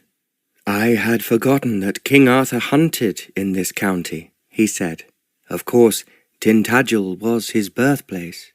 He was a Cornish king, she said proudly, and I often think of him. Now, because you saved us so bravely, perhaps in another life, you were one of his knights. I am delighted to think so, the Earl replied. But we must remember that if you had not been clever enough to be able to talk to me, it might have been very different. I am quite certain that it was King Arthur who helped us, Melva said, and you are right. We will not tell even Papa what occurred. I am sure he would want to take away all that brandy before the smugglers do, and he could only do that if we reported it in great detail to the chief constable. Then it will be a secret, just between us, the Earl confirmed. He turned to look at Melva as he spoke. As their eyes met, he felt a very strange feeling in the region of his body that he thought of as his heart. He could still feel the softness and sweetness of her lips, and it had seemed to him as he kissed her. Quickly he looked ahead and hurried towards the horses. I'm falling in love, he said to himself, so the sooner I leave here, the better. He continued to think. Having just escaped from marriage to a German princess, I could not be so silly as to be caught by a pretty Cornish girl. You're going too fast, Melva said. The horses are quite safe. I can see them, and they have not run away. Nor has anyone tried to steal them, he managed to say. Melva was still clinging to his hand, and he had not taken it away. Now, as they reached the road, he set her free and walked towards the chaise. Have the horses been all right, Albert? He asked. The groom smiled. They be as good as gold, Mr. Stanford. Did you find anything interesting? Or nothing we could bring back with us, the Earl replied. He climbed into the chaise and picked up the reins. Melva joined him, and Albert jumped up behind. Despite his efforts not to, the Earl found himself gazing at Melva. She was, he thought, a little pale. Her eyes, because she was no longer frightened, seemed larger than they had before. She was still unmistakably lovely. Then, as he looked at her lips, he felt again that strange feeling within his breast. It was something he had felt once or twice before, but not in the same way that he was feeling it now. He told himself it was just an attraction for a pretty woman, one who he had behaved remarkably bravely in the most unexpected and outrageous situation. Equally, his brain told him that it was much more than that. It was something that he had never known in his life before. Yet in the back of his mind he had sought for it, but was almost certain that it did not exist. It was something so different, in fact, so wonderful, that it was what men had sought throughout the ages as they had searched for the Holy Grail. Deliberately, the Earl cracked his whip and drove his horses quicker than he usually did. "What I am feeling is not real," he told himself. "It is just Cornwall, all this talk of King Arthur, his knights, and the myths and legends that have no foundation. In fact, I must get back to reality as quick as I can." As he drove on with his eyes on the road, he was vividly conscious of Melva sitting quietly beside him. It took them half the time to reach the General's house than it had to drive away from it. As they sped down the drive, the horses seemed to be in the same hurry as their driver. As they clattered into the courtyard, the Earl and Melva saw to their surprise that there were a number of carriages parked there. Some were closed, some were open like the chaise, and one was definitely an aged phaeton driven by 3 horses. "Who can be here?" Melva asked. "Who are all these people?" The Earl did not answer. She jumped out almost before the horses had come to a standstill, and the Earl deliberately did not hurry to follow her. He handed the reins to Albert and told him to take the horses straight to the stables. He then gave him special instructions as to how to groom them. It was what Albert had heard already several times, but he listened attentively. "I'll do what you says, Mr. Stanford," he said as the Earl paused for breath. When the Earl turned towards the front door, he saw that Melva had disappeared. He wondered what was happening, and he felt that it was only polite to inform the General that they had now returned. He heard voices in the drawing-room and walked in. To his surprise, it seemed to be filled with people. There were quite a number of good-looking young men and 2 young women who might have been the same age as Melva. There was a tall, elderly man talking to the General. "Oh, here you are," the General said as the Earl came in. "I have just been relating to my brother what a success you have been with my horses over the last few months." The man beside the General held out his hand. "I congratulate you," he said. "I have never known my brother find anyone who treated his horses exactly as he wanted." The General laughed, and then he said, "That is not fair. I must admit I have had one fool after another, but Stanford, as I have already told you, is entirely different. You will be able to see for yourself." "I'm looking forward to that," the man said. "By the way, as we have not yet been introduced, my name is Sir Wilfrid Wymond. I have just told my brother that I have bought Tintagel Castle, which is only a short distance from here." "I had no idea that that was what he was thinking of doing," the General said. "But, of course, it is delightful for me, and it will be wonderful for Melva to have friends and relatives of her own age nearby." "There are certainly enough of them," Sir Wilfrid remarked. As if he thought the Earl needed an explanation, he added, "I have 4 sons and 2 daughters, and all of them seldom move anywhere without a crowd of young friends of their own age. Melva will no longer be lonely, as I feel she is at the moment." The Earl looked across the big room. Now he could see Melva surrounded by a gaggle of young men, and it was just as he had told her she would be if she went to London. In a way, London had come to her, and he could see how eagerly the men were talking to her. She looked very pretty in the midst of them. He felt as he looked at her again that unmistakable feeling in his heart. Now it was even more intense than it had been before. Sir Wilfrid left his brother's side and joined those who were talking to Melva. The General turned to the Earl. "I have had the surprise of my life," he said. "I had no idea my brother was interested in Tintagel Castle, which, as you are aware, is connected in everyone's mind with King Arthur. It will need a great deal done to it, of course, but my brother is a rich man." He thought the Earl was looking interested, and he added, "Perhaps I should explain. He is the 6th Baronet, and is the head of the Wymond family. I received my knighthood from Queen Victoria soon after I was made a general." The Earl realized that it was for his success in the battlefield. The General chuckled. "It is unusual to have 2 titles in the same family. I would readily admit that. But then the Wymonds have always been rather different from anyone else." That will certainly be said of them now, when they are moving into Tintagel Castle." He paused for a moment before he went on. "My brother has already asked me to help him with the horses he will require, and with 4 sons and all their friends, that will be quite a large amount. That, Stanford, is where you will come in. I shall need your help in buying what is required, although of course they can borrow our horses for the time being." The general did not wait for the Earl to reply. As if he found his brother and his nephews and nieces irresistible, he then turned towards the crowd that surrounded Melva. The Earl watched him go, and then he walked out of the room and made his way to the stables. Chapter 6. Sir Wilfrid Wymond turned to his brother. "I hope, Aubyn, you will be kind enough to give us dinner. As we have just arrived at the castle, I very much doubt if there will be anything to eat in the place." "Of course you can stay for dinner," the general replied. "I am sure that there will be enough to go round, even though it might be rather a mixed meal." He sent Melva to tell the cook what was happening, and then she hurried back to join her cousins.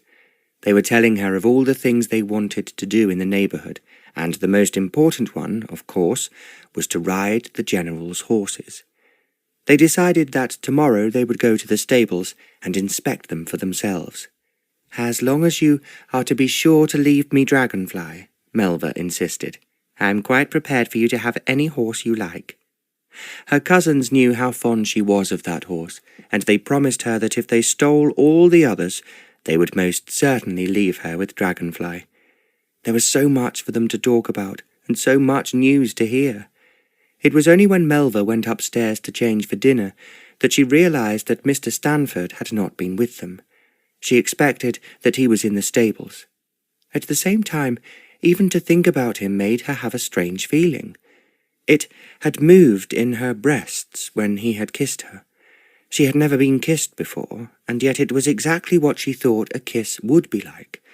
She had read so much about King Arthur and his knights, and they were invariably in her thoughts. She had sometimes imagined herself being kissed by one of the knights of the Round Table. The kiss that Mr. Stanford had given her was even more marvellous than she thought it would be. Then she remembered that he was married, and she was quite certain from his point of view that it had just been a kiss of joy. It had been given to her because they had escaped, so it had nothing personal about it. But she knew that it was very personal and intimate to her. She had to dress for dinner in a hurry, with the maid helping her, and so she did not have much time to think of anything else. Then she walked slowly down the stairs. Mr. Stanford was in the drawing-room talking to her father. When she saw him, she felt as if her heart turned a complete somersault, and it was suddenly difficult for her to breathe. However, it was impossible for her to speak to him, because as soon as she had appeared, her cousins and their friends, who had gone home to change, surrounded her. They were all asking questions or making plans of what they could do, now that they were living next door to her. "Of one thing you can be quite certain," her eldest cousin said. "We will have our own point-to-point, and our own steeplechase." "Before we do that," another cousin exclaimed, "I insist on us having horses of our own. I'm not going to let Uncle Aubyn sweep the board as he usually does, with the best horseflesh for miles around." "Oh, you will have to talk to Mr. Stanford about that," Melva said. "He is such an expert on horses, and so clever with them. I am sure that he will find some outstanding ones, without you having to go very far to look for them." "The nearer the better," one cousin remarked. She agreed with him. A little late, because it took the butler some time to enlarge the table and lay it, they went in to dinner. Melva then found that once they were seated that Mr. Stanford, as an employee, was at the other end of the table, and there was no chance of her talking to him during the meal.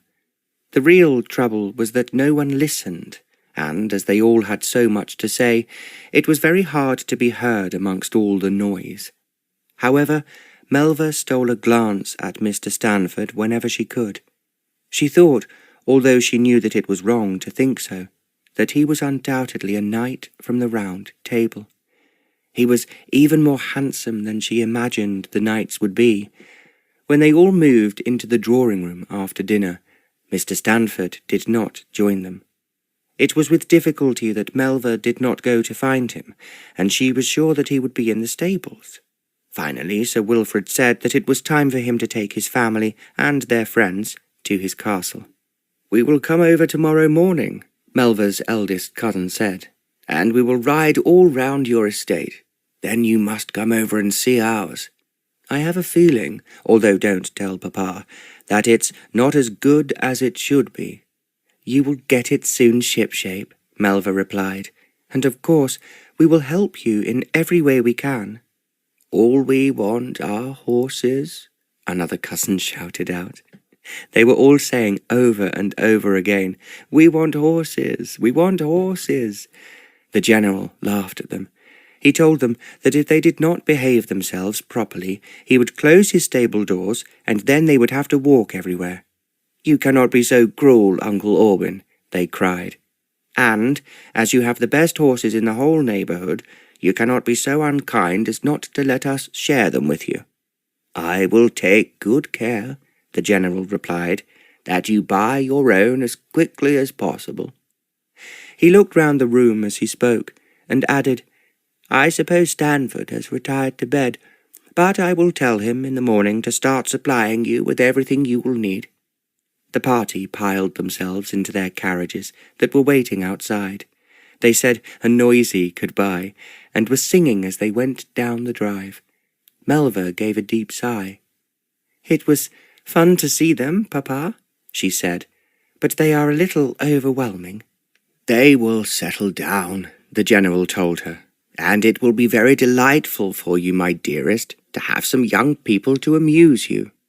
"I have been so happy with you here, Papa," Melva replied. "I know that," the general answered. "At the same time you are young, and you need young people around you. I know that I have been selfish and rather remiss in concentrating on my book, but now it is nearly finished we will have parties, and perhaps a ball." Melva knew that she was not as excited about the prospect as she would have been a week or so ago. Once again, she was thinking of the kiss she had received from Mr. Stanford. It meant nothing at all to him, she told herself. Nothing. He is a married man, and he was just delighted, as anyone would be, that we had escaped from those ghastly smugglers who would have drowned us. "You are looking serious, my dear," the general remarked unexpectedly. "What is worrying you?" "I'm not really worried, Papa. In fact, I was just wondering if there were enough horses to go round." It was a lie, but it was the first thing she could think of to say. "Well, I'm sure there are plenty, and some over," the general said. "Now go to bed, dear child, and there will be no point in riding before breakfast or immediately after it. We will have to wait until the herd arrives." He blew out the candles in the drawing-room. They walked up the stairs together, and when they reached Melva's room, she kissed her father and said, "Good night, Papa. Although it has been a most exciting day, but I feel very tired now that it's over." "Of course you are, my dearest.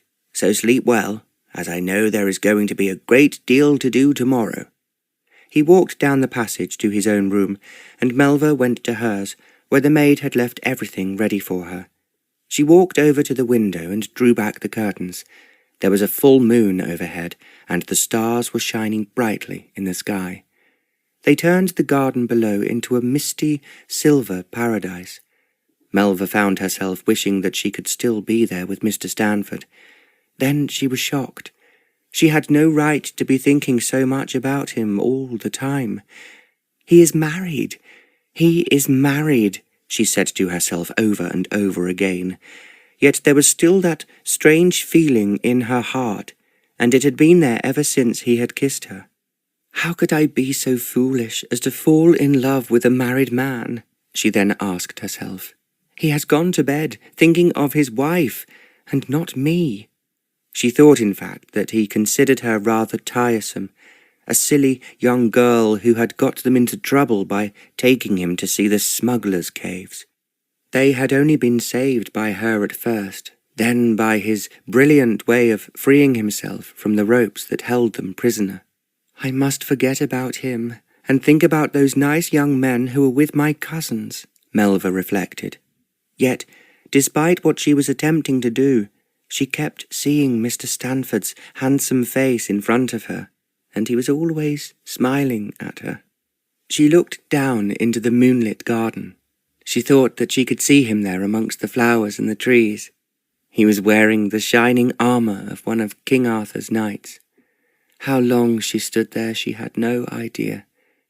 Finally she forced herself to undress and get into her bed. It was impossible to sleep. She kept feeling the touch of Mr. Stanford's lips on hers, and the strange, wonderful feeling that had risen in her breasts.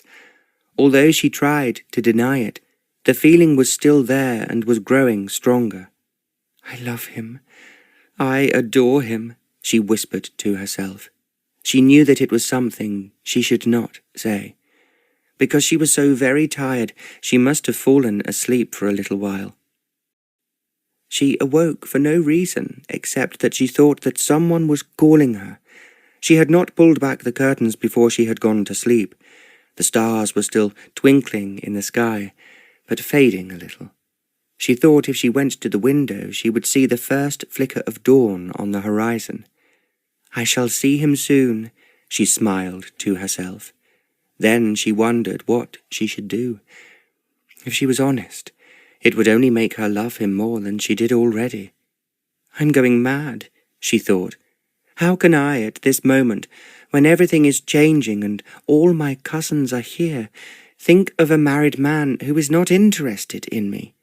She looked back and thought of the days they had ridden together and had talked about so many fascinating subjects. Yet Mr. Stanford had been entirely impersonal. He had said nothing and done nothing to make her think that he was the least interested in her. Not as a woman, let alone one who attracted him. I expect his wife is very beautiful, Melva said to herself. She felt as if a dagger pierced her heart. Because it was impossible to sleep, she climbed out of her bed and walked to the window. She was quite right. The dawn was just beginning to creep up into the sky, and very shortly the stars would be swept away. Melva then thought that she must go to Dragonfly. Because she was so lonely, she had always treated Dragonfly as if he was her companion and friend. Whenever she was unhappy, worried, or perturbed about anything, she turned to him. If her father was angry with her, or something went wrong, she would run over to the stables and throw her arms round Dragonfly and tell him what was upsetting her. She felt that he understood, and it was almost as if he spoke to her. He would say it was not of any importance, and by tomorrow what was making her unhappy would have been forgotten. I must go to Dragonfly now, she thought. Only he will understand. Perhaps in some magical way he will prevent me from loving a man who is married to someone else. She went to her wardrobe and put on the first dress that came to hand. She was not going to ride Dragonfly, but just sit in his manger and talk to him. She slipped on some flat shoes which would make no sound as she crept out of the house, not that there was anyone likely to hear her. She did not bother to arrange her hair. She just left it hanging in golden waves over her shoulders. When she was ready to go, she opened the door of her bedroom very quietly. She knew that she need not be afraid that she might wake her father. He slept very heavily, sometimes snoring a little. When she had been obliged to wake him, she had to shake his shoulders before he opened his eyes. All the same, as she was doing something unusual, she went very quietly down the stairs. She opened the door that led into the garden, and as she did so, there was an instant scent of flowers. She realized that the moonlight was not as bright as it had been, but there was enough for her to see her way over the lawn. She passed the fountain, throwing up its water into the sky, and it was catching the first gleam of light from the east. She walked through the rhododendron bushes towards the stables. She knew at this hour that all the stable boys would be asleep in their large cottage that her father had built especially for them. It was a comfortable building, and in many ways the grooms had to look after themselves. Her father, however, was generous enough to have a woman from the village cook them one good meal a day, and so they were never hungry. She also kept the place clean and tidy, although she thought it good for the boys to do most of the housework. There had never been any trouble in the stables at night, and so, unlike many horse owners, the general did not insist on one boy being kept on guard overnight. As Melva now came through the rhododendrons, she looked towards the stable where Dragonfly was. Then she stiffened and stood still. To her great surprise, there was a man just opening the outer door of the stables. She peered at him, trying to see a little more clearly who it was. He was not one of the grooms, nor was he Mr. Stanford. Yet, strangely, there did seem something familiar about him. Then, as she attempted to pierce the darkness, he opened half the stable door and moved inside. As he closed it behind him, she could see his face. She knew then, with a sense of horror, that it was the highwayman. He then disappeared into the stables. Melva looked across the end of the yard.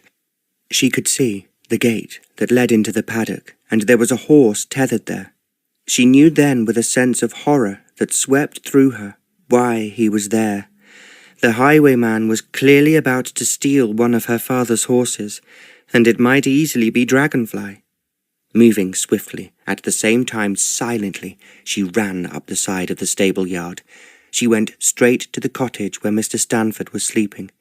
She ran so quickly that she was breathless by the time she reached the door. As she put out her hand, she thought that perhaps he had locked it, and if so, it would be impossible to wake him without making a noise. To her relief, the door was unlocked. She opened it. As she knew the cottage so well, she did not have to guess where he would be. She ran up the stairs, propelled by an urgency that made her jump the last 2 steps. She opened the door of the bedroom and rushed in. The curtains were pulled back, and as the sky had lightened on her way to the stables, Melva could see that Mr. Stanford was asleep. She rushed to the side of the bed, saying urgently, "Mr. Stanford, wake up!" She thought that he could not have heard her, so she put her hand to shake his shoulder as she would have done to her father. "Wake up! Wake up!" she cried. The Earl, who had been fast asleep, then opened his eyes. For a moment it was impossible for him to realize what was happening.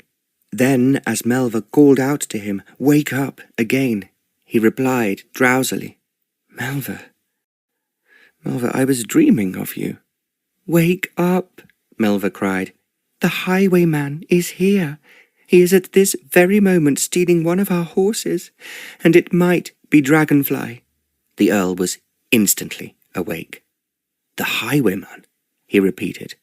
"I have just seen him, going into the stables," Melva said breathlessly. "Hurry, please hurry, or I am afraid he will take Dragonfly with him." The Earl had learned to be quickly alert when he was in the army.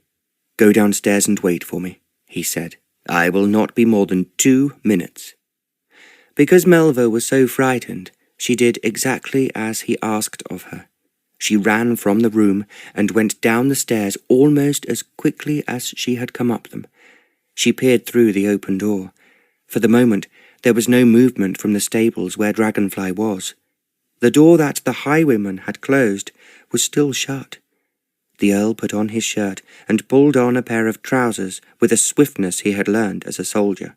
He was thinking that if Melva was right and the highwayman was there, he would need a weapon. Then, with a large sense of relief, he remembered something. When he had gone back to the chaise, Albert had handed him the reins and had given him the revolver.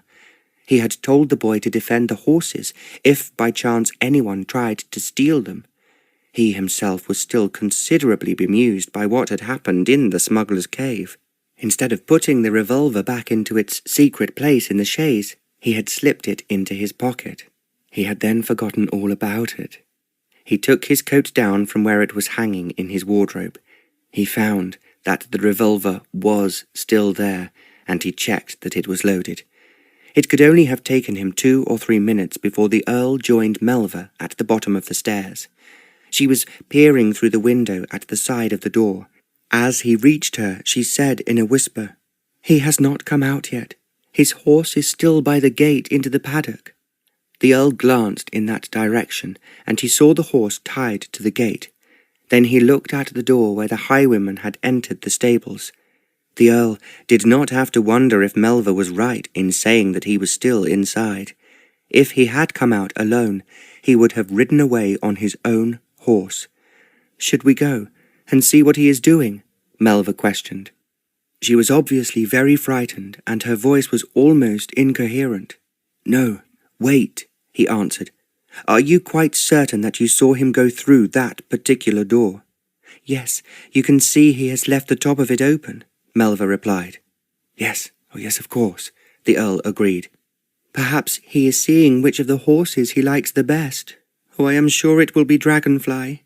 She remembered as she spoke how she had been woken by the feeling that someone was calling her.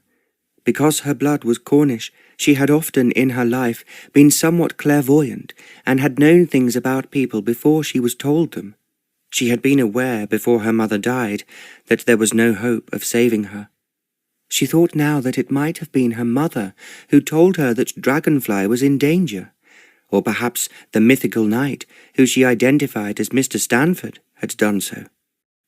She had often pretended when she was out riding that a knight was with her. She was quite certain now that it was her knight, or the one who looked after Mr. Stanford, who had enabled them by sheer intelligence to escape from the smugglers. "Please, God, please let the knights help us now," she prayed fervently. Because she was so frightened, without meaning to, she slipped her hand into the Earl's. It was his left hand. He was holding the revolver in his right. Because he realized how afraid Melva was for her horse, he said very quietly, "Don't worry. I promise we will save Dragonfly, whatever else happens." "How can all these things happen to us?" Melva murmured, almost beneath her breath. "We have won so far," he replied. "You cannot be faint-hearted now." No, of course not. But Dragonfly means so much to me. I just cannot lose him." The Earl did not answer her, and after a moment she whispered, "Surely we should go and see what on earth the highwayman is doing." "No," the Earl said. "You must trust me. Wait. I know it's the right thing to do." Melva's fingers tightened on his. "I do trust you, and you have been so wonderful already. But he has been in the stables now for quite a long time." The Earl did not answer. He only knew that what he was doing was right. It would be a grave mistake to take a wrong step that might prove disastrous. Then, as Melva felt that she must plead with him again, they saw a hand. It was on top of the closed part of the stable door. A moment later, the door opened. Then Melva drew in her breath, and she felt the Earl stiffen. Next, the highwayman came out through the door, bringing Dragonfly with him. It was quite obvious now, in the early half-light, to see why he had been so long inside. Dragonfly was bridled and saddled. Melva gave a little gasp, but the Earl was still. Then, as the highwayman pulled Dragonfly into the stable-yard, he saw the mounting block just a yard or so from the door. Dragonfly was a large horse, and the highwayman was not a tall man. So it must have struck him that the easiest way to mount Dragonfly was from the block. He walked towards it. Dragonfly was not as skittish as he usually was in the morning, and he made no protest as they reached it. The highwayman then climbed on to the block. The Earl released Melva's hand. With a swiftness that made him almost invisible, he ran until he was within an easy distance of the block. The highwayman was so busy putting the reins into his left hand, and he only became aware at the last moment that he was not alone in the stable yard. He turned his head to look at what had only been a fleeting moment. As he did so, the Earl brought down his revolver, fired it, and shot him in his right leg. The highwayman gave a loud screech of pain and fell backwards onto the mounting block. Melva ran from the cottage towards Dragonfly. Even before the Earl was at the side of the fallen highwayman, she had her arms around her horse's neck and was hugging him. Dragonfly had reared a little at the sound of the shot, but now Melva was with him. He nuzzled against her as if to show how glad he was that she was there. She did not wait for the Earl to give her any orders. She led Dragonfly back into his stall and gently took off his bridle and the saddle the highwayman had put on him. Enfolding her arms round his neck, she sighed. "You are safe, my precious. You are now back with me, and no one shall ever take you away from me." As if Dragonfly understood what she was feeling, Melva thought that, in his own special way, he was trying to comfort her. Outside, the Earl glanced at the highwayman. His wound was bleeding, and he was groaning and whimpering with pain. The Earl did not go near him, but went to the house where the stable boys were sleeping. Albert, having heard the report of the revolver shot, was already awake, and he came to the door to see what was happening. "A highwayman tried to steal Miss Melva's horse," the Earl told him. "A highwayman?" Albert repeated. "One of you go off immediately to inform the chief constable, and ask for the police to come and collect him," the Earl said. "The rest of you had better carry him in here, and lock him securely in one of the rooms." He paused and then continued. "With a wound in the leg he cannot get away, and it will be a very long time once he is in prison before he can menace other people or steal their horses." He saw the excitement in Albert's face, as this was just the sort of adventure the stable boys would enjoy, and because the Earl had no wish to spoil Albert's fun, he left him. Albert rushed upstairs to carry the news to those who were still sleeping. Without hurrying himself, the Earl walked back. The highwayman was not only groaning, but he was swearing at his wound. He had managed to sit up, but it would be quite impossible for him to run away. The Earl felt that it was not his horse's fault he had such an unpleasant master. So he then released the highwayman's horse from the gatepost. He took off his bridle and saddle, and left him free to eat the grass in the paddock, and there was also water there if he wanted to drink. The Earl then went back to the stables where Melva was with Dragonfly. He thought how sensible she had been to fetch him instead of confronting the highwayman herself. Once again, despite her fear for the horse she loved, she had behaved with great bravery and common sense. The Earl knew only too well that any other woman of his acquaintance would have been clinging to him, and she would be crying and noisily hysterical. It is extraordinary for a young girl to have so much self-control, he reflected, and at the very same time to be so beautiful. As he thought of Melva, he remembered what he had felt at dinner. He had seen her being complimented and flirted with by the friends of her cousins. She had not been embarrassed or shy as another girl of her age would have been. She had merely laughed at them. What was more, she had given intelligent answers to any questions they had asked her. It struck the Earl now what had struck him before he went to bed. He was completely certain that Melva would play perfectly, if she had to, the part of a duchess. She would do it without either being intimidated by the position or making a nonsense of all the necessary formalities. Then the Earl told himself that this was something he did not want to think about that night. In fact, the sooner he went to sleep the better, but it had been impossible for him to do so earlier. He kept feeling the touch of her lips against his. He felt the tremble of her body as she unfastened his gag in the smuggler's cavern.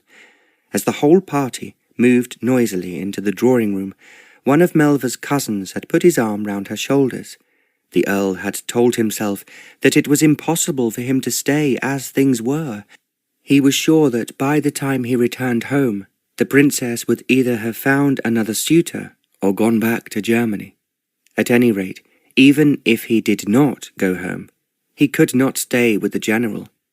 He felt as if his whole body was throbbing with that strange feeling that had overwhelmed him when he kissed Melva. Is this real love? He thought. I cannot think why more people don't run after it.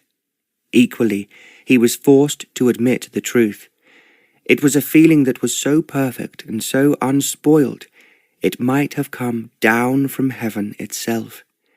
Damn it all, he said to himself finally. On some excuse or another, I will leave tomorrow. It was then that he had fallen asleep.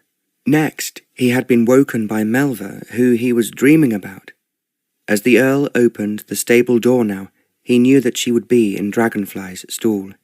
She had saved the one thing she loved, and he knew just how much the horse meant to her.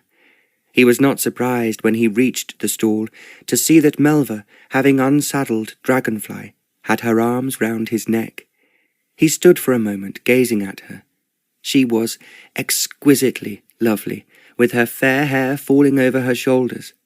Although he did not speak, she was aware of his presence and looked round. As he entered the stall, she released Dragonfly and rushed towards him. "You have saved him. You have saved Dragonfly," she cried. "How can I ever thank you?"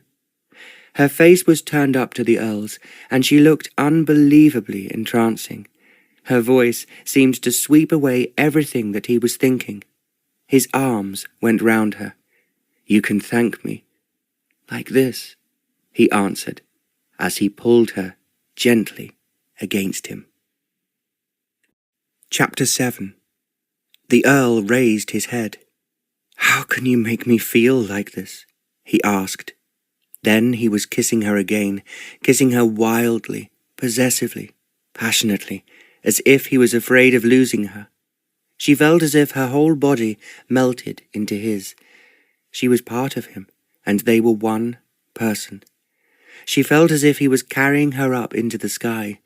The stars were twinkling in their hearts, and she had reached heaven. As the Earl's lips finally released hers once again, Melva sighed. "I love you. I love you. I know it's wrong, but I cannot help myself." There was a rapture in her voice that he had not heard before. "I love you too," he said simply. Melva hid her face against his shoulder. "It is very wrong and wicked of us," she murmured. "But it's so wonderful, so utterly marvellous. I did not believe that love could be like this." "It is not wrong, and it is not wicked," the Earl said a little unsteadily. "I have loved you from the first moment I saw you, but I have fought against it in every way that I can. But my precious, you have defeated me." His arms tightened around her. Then he said, "How soon will you marry me?" Melva made a sound of astonishment and looked up at him. "Marry you?" she faltered. "But you are already married." The Earl smiled. "That, my darling, Melva, that was a lie. I have never been married, and I was determined not to be married, but I know it will be impossible to live without you." "Can it really be true?" Melva asked. "I swear to you, it is the truth," he said. She gave a deep sigh that seemed to come from the very depths of her heart. "If I can marry you," she said, "it will be the most wonderful thing that could ever happen to me. I will look after you, and I am sure if we work very hard, we will have enough money to live on." The Earl looked at her. He had thought it impossible to ever find a woman who loved him for himself alone, and not to be loved for his position nor his title. "I believe with your help, my lovely one," he said, "we can do anything, even conquer the world, if that is what you want." Melva gave a laugh and moved closer to him. "All I want," she murmured, "is to be with you. I thought last night that if you went away, my whole world would be dark and empty." "As it is," the Earl said, "it is going to be very full, sometimes very difficult, but we will be together." "That is what I want," Melva said. "And please, can we be married very soon? Otherwise I feel that, with all my cousins here, they will stop us being together." "We will be married tonight, or tomorrow, if it is at all possible," the Earl said. He kissed her again. It was a long, possessive kiss that made her whole body quiver with the rapture of it. When he set her free, Melva realized that the sun was now shining outside and streaming through the stable windows. It was morning. "What have you done about the highwayman?" she asked. It was an effort to remember him. Mr. Stanford's rapt kisses and his love had swept everything else from her mind. "I suppose," the Earl said reluctantly, "I ought to go and see if the police have arrived. I have told Albert to send a groom for them." "It will take some time," Melva said. You don't think that he could have escaped while we were here?" "That would be impossible, but I don't want you to worry about it. Go into the house, my darling, and when your father comes down to breakfast I will join you. We have so much to talk about and plan before all your noisy cousins arrive to empty the stables." "Oh, they are not to take Dragonfly," Melva asserted. No, of course not," the Earl agreed. "Nor will I have them riding my white horses." He put out his hand to pat Dragonfly, and then he turned and walked to the door of the stall. "Go into the house," he said. "I don't want you to be involved in all this unpleasantness." Melva did not answer. She just watched him with love in her eyes as he left the stables. She could hardly believe that she was not dreaming. It was incredible that the man she loved so much also loved her. They could be married. She wondered now why he had pretended to have a wife, but all that mattered was that he did not have one, and he wanted to marry her. Nothing could be more perfect. "I love you. I love you. I love you," she was saying over and over again. But she then left Dragonfly and walked slowly back through the rhododendrons and into the garden. She stood, gazing at the fountain and thinking how much it had been a part of her dreams all through her life. Now her dreams would be filled with the man she loved. She knew that his name was Clive. She thought, as she had thought before, that he was exactly like one of King Arthur's knights, and Sir Clive Stanford sounded like a knight's name, strong, firm, and intrepid. For the rest of her life, he would be there to kill the dragons in whatever shape or form they came to frighten her. She looked up at the fountain, and then at the bright, cloudless sky above it. "Thank you. Thank you, God," she sighed. "How could you have been so kind as to send Clive to me? He is everything I have ever wanted or imagined I could find in a man." Because she was so happy, there were tears in her eyes, tears of happiness that were very different to the tears she had shed last night. She walked back into the house, and having washed her hands, she went into the dining room. She had only been there for a short time when her father joined her. "Good morning, my dearest," he began. "I do hope you slept well. We are obviously in for a busy day today, trying to keep those young ruffians in order." He kissed her cheek. Then he walked towards the sideboard where the breakfast dishes were waiting, and added, "I will not have them being rough with the horses, or they will not be allowed to borrow them again." "I feel sure that they will be very careful, Papa." The General turned to her. "You're looking very lovely today," he exclaimed. "I have not seen your hair like this for a long time." Melva had forgotten that she had not arranged her hair when she had climbed out of bed to go to Dragonfly. It seemed totally impossible when she had been so miserable that she should be so happy now. Because she was waiting for Clive to appear, she did not answer her father, but helped herself absent-mindedly to a dish of eggs and bacon. "Now, what I want to discuss with Stanford," the General said, "is which of our horses should be kept back to be exercised tomorrow. Then we will have a better idea of how well some of these youngsters can ride." Melva did not answer, and the general went on. "I am not worried about Wilfred's sons. They have always been as good as he is. But the friends, of course, are an unknown quantity, and so are the girls." As he finished speaking, the door opened, and the Earl came in. "Oh, there you are, Stanford," the general called out. "I want to talk to you about—" Before he could finish the sentence, to his surprise, Melva rose from the table and ran to the Earl's side. She slipped her arm through his and said, "I have been waiting for you before I told Papa what has happened." The Earl smiled at her. "Well, it is something I am very eager to tell him." The general was looking at them, perplexed. "What has happened?" he asked. "What is wrong?" Nothing is wrong," the Earl replied. "Melva and I have fallen in love, and with your permission we want to be married as soon as possible." "Married?" the general exclaimed as though he had never heard of it. "Married? But you two hardly know each other." The Earl laughed. "As far as I am concerned," he said, "I have found the wife I have been seeking for a very long time, and before I say anything more, I should inform you that I am not who I pretend to be." "Not who you pretend to be?" the general repeated in astonishment. "Then who are you?" "My real name is Clive Bourne," the Earl replied, "and my father is the Duke of Shelbourne." For a moment the general was numbed into silence. Then he exclaimed, "Shelbourne? I was at school with him.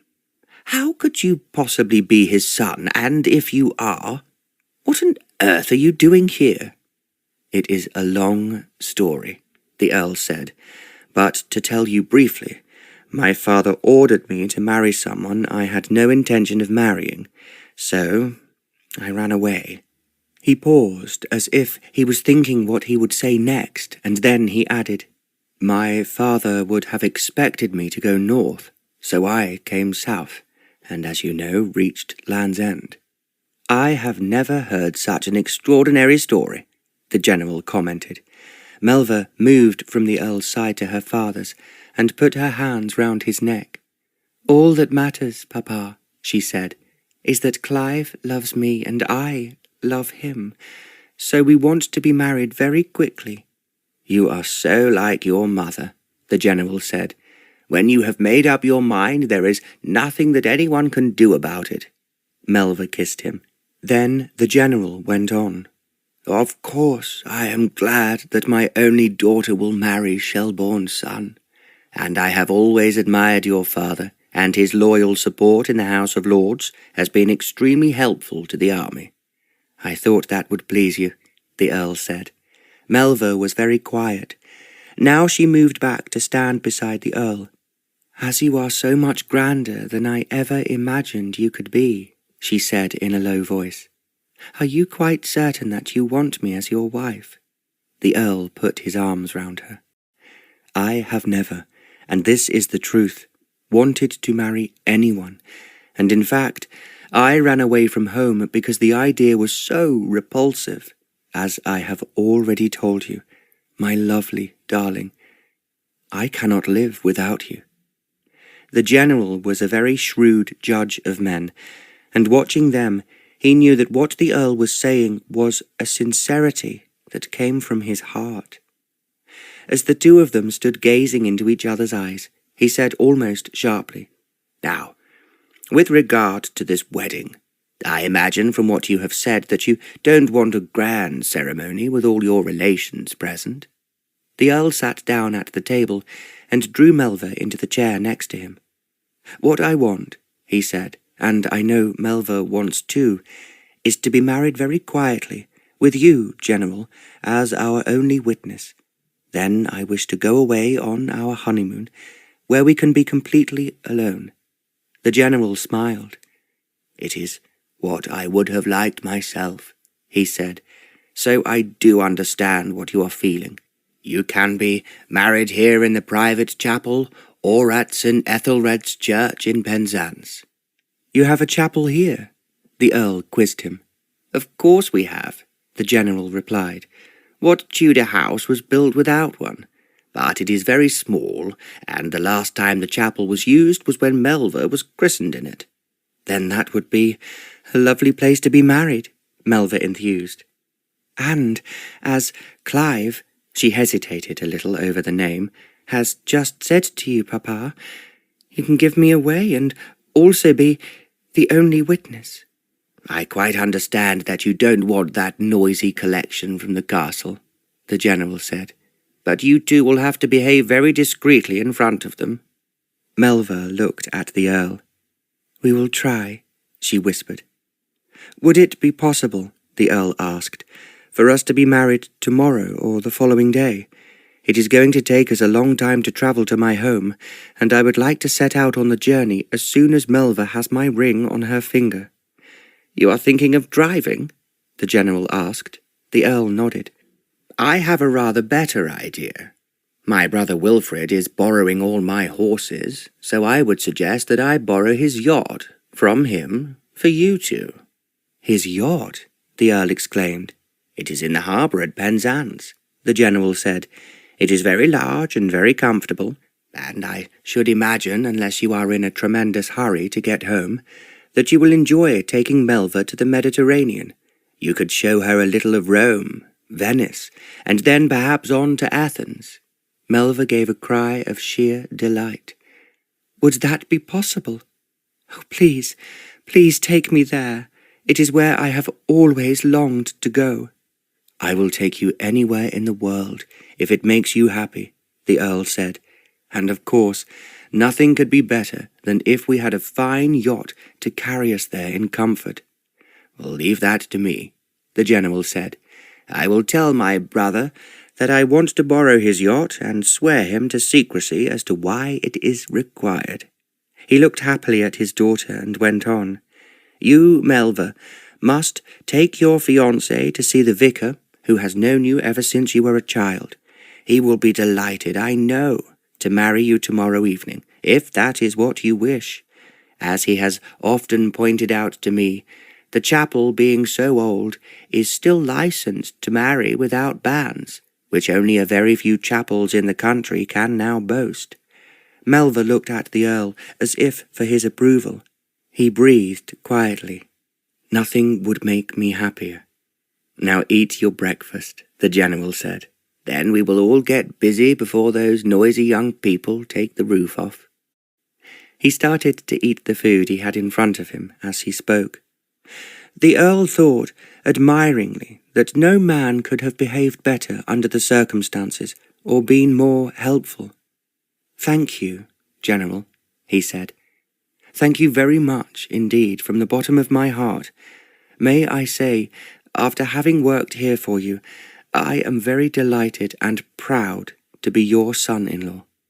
The General was touched and responded, "I can only say, my dear boy, that I welcome you not only because you are your father's son, but because I have truthfully become very fond of you since you have been looking after my horses." Melva gave a little cry. "Dragonfly?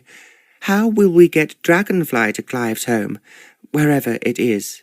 "Oh, there will be plenty of room for him," the Earl said quickly, "at Shelbourne Towers, and of course I will want my white horses to be home when we get there." "You can leave that to me," the General said. "It will be quicker and much less exhausting if the horses went by sea. While you are on your honeymoon, I will arrange for them to travel by ship from Penzance to Bristol, or the nearest port to Shelbourne Towers." "I think that Southampton will be the best," the Earl remarked. "Then Southampton it shall be. Just leave them in my hands. I have arranged a great deal of shipping one way or another in my life." The Earl knew he was referring to the troops he had taken overseas, and the guns and other instruments of war that had to go with them. "I can only say that I am very grateful for your help," the Earl said. The General pushed his plate aside. "As I think it very unlikely that my brother will accompany his children when they arrive here," he said, "I'm going to ride over now and talk to him about his yacht. I hope, Clive, you will wait to see that those who want to ride have horses allocated to them that they can handle, and then you and Melva can visit the vicar. I will do that, General, and I will be very careful as to which horses are ridden by those who are not as experienced as your nephews. That is what I want you to do, the General said. He rose to his feet, and then bent down and kissed his daughter on the cheek. I have worried a great deal, my dearest, although you were not aware of it, he said, over who you should marry.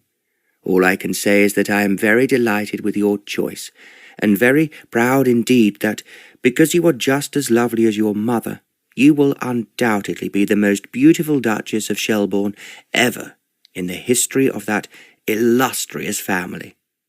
Then, as there was nothing more he could say, he went from the dining-room, closing the door behind him. Melva looked at the Earl. I am quite sure I am dreaming, she sighed.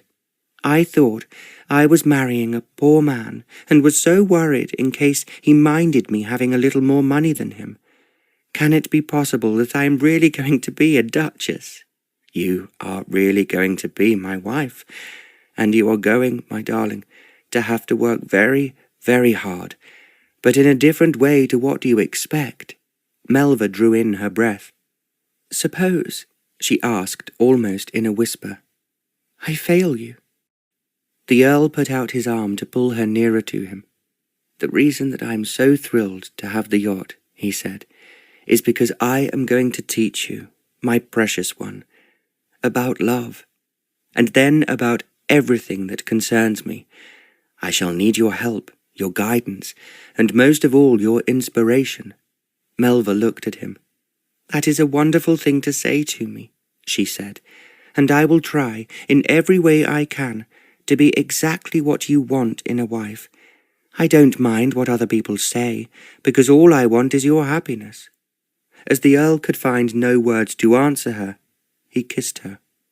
For a moment they stood locked together. Then with an effort the Earl said, I must go to the stables and prepare for all those excitable young people. Well, I'm now going upstairs, then, to find a wedding dress, Melva said. There are several for me to choose from, because the brides who have been married from this house have usually left their wedding gowns behind them. She looked up at him before she added, I want to look as pretty as I possibly can for you on our wedding day. You look like an angel who has come down from heaven, my darling. When I came here, I was determined to marry no one, but after I met you, you captured first my heart, then my mind, and now my soul. Is that really true? Melva asked. I swear to you it is the truth, but just as I have to teach you about love, my beautiful one, you will have to teach me what you feel in your heart. Melva gave a cry of sheer happiness and put her arms round his neck. I love you. I adore you, she whispered in his ear. Then it was impossible to speak. It was 5 minutes later before the Earl managed to leave the dining-room. As he went into the hall, he saw that the postman had called. As was usual, he had put the letters for the house on a table just inside the door. The Earl saw that there was one for himself, and knew it was from Nanny. As he then walked through the garden towards the stables, he opened it. To his surprise, it was quite short. Nanny had written, Dearest Master Clive, I'm scribbling this to catch the post. His Grace has just come back from Windsor Castle, where he went yesterday, and what I have to tell you is good news. Her Majesty, I think, was tired of hearing that you were still too ill to come to the castle, so Princess Gilberta has now become engaged to Prince Ivan of Norway, who was paying an unexpected visit to England. I think they fell in love, but it pleased Her Majesty to believe that, as you didn't turn up as expected, she had found a good husband for the princess. His Grace, Wilkins tells me, is relieved that he's no longer involved, and be wondering how he can find you. Wilkins says he heard him say, if Clive's married, then at least there's a chance of my having an heir to the title. No time for more. Love and God bless you. Nanny. The Earl read the letter again and laughed. It was so like Wilkins to know everything that was going on. At least his father could not complain that his wife was not good enough for him. Everything that he had felt was so disastrous and so upsetting was now solved. There would be no need for him to apologize to his father or anyone else for eloping with himself. He thought of Melva, and how beautiful she was, and how wildly in love he was with her. And then he looked up at the sky. "How can I be so lucky?" he asked himself. It was a prayer of thankfulness that he could not put into words. In the house, Melva had not gone upstairs as she had intended. Instead, she walked to the chapel at the far end of the house. It was indeed very small, which was why services were seldom held there. The Elizabethan windows were still intact, and the altar that was made of a single piece of marble had stood there all through the centuries. It was Melva's mother who had added a beautiful altar-cloth to it when she was first married. 6 golden candlesticks to stand on either side of the ancient gold cross were also her gift. Melva knew, when the gardeners brought in white flowers from the garden, that it would be a perfect place for her to be married. She knew that it would please Clive as well. As she thought of him, she went down on her knees in front of the altar. It was impossible, she thought, to put into words her thankfulness to God for all that had happened. Clive had saved her from the highwaymen, and then from the terror of being captured by the smugglers. Finally, he had made sure that Dragonfly was safe and had defeated the highwaymen a second time. He really was her knight in shining armour. "I love him. I love him," she cried aloud, looking up at the sun streaming through the stained glass window. "Please, God, make him love me not just for now, but for ever, and then help us to give some of this wonderful heavenly happiness to others, but most of all to our children." It was a prayer that came from the very depths of her heart. There were tears in her eyes when she had finished whispering it. Then, as she knelt in prayer, she felt as if a shaft of brilliant light came from the altar and enveloped her. It was a light so vivid and so ethereal that she knew it was divine. She was being blessed by God himself. "Thank you. Thank you," she whispered again. She knew that the love which had just enveloped her would join her and Clive together, not just for this life, but for all eternity. The Earl Elopes. Written by Barbara Cartland.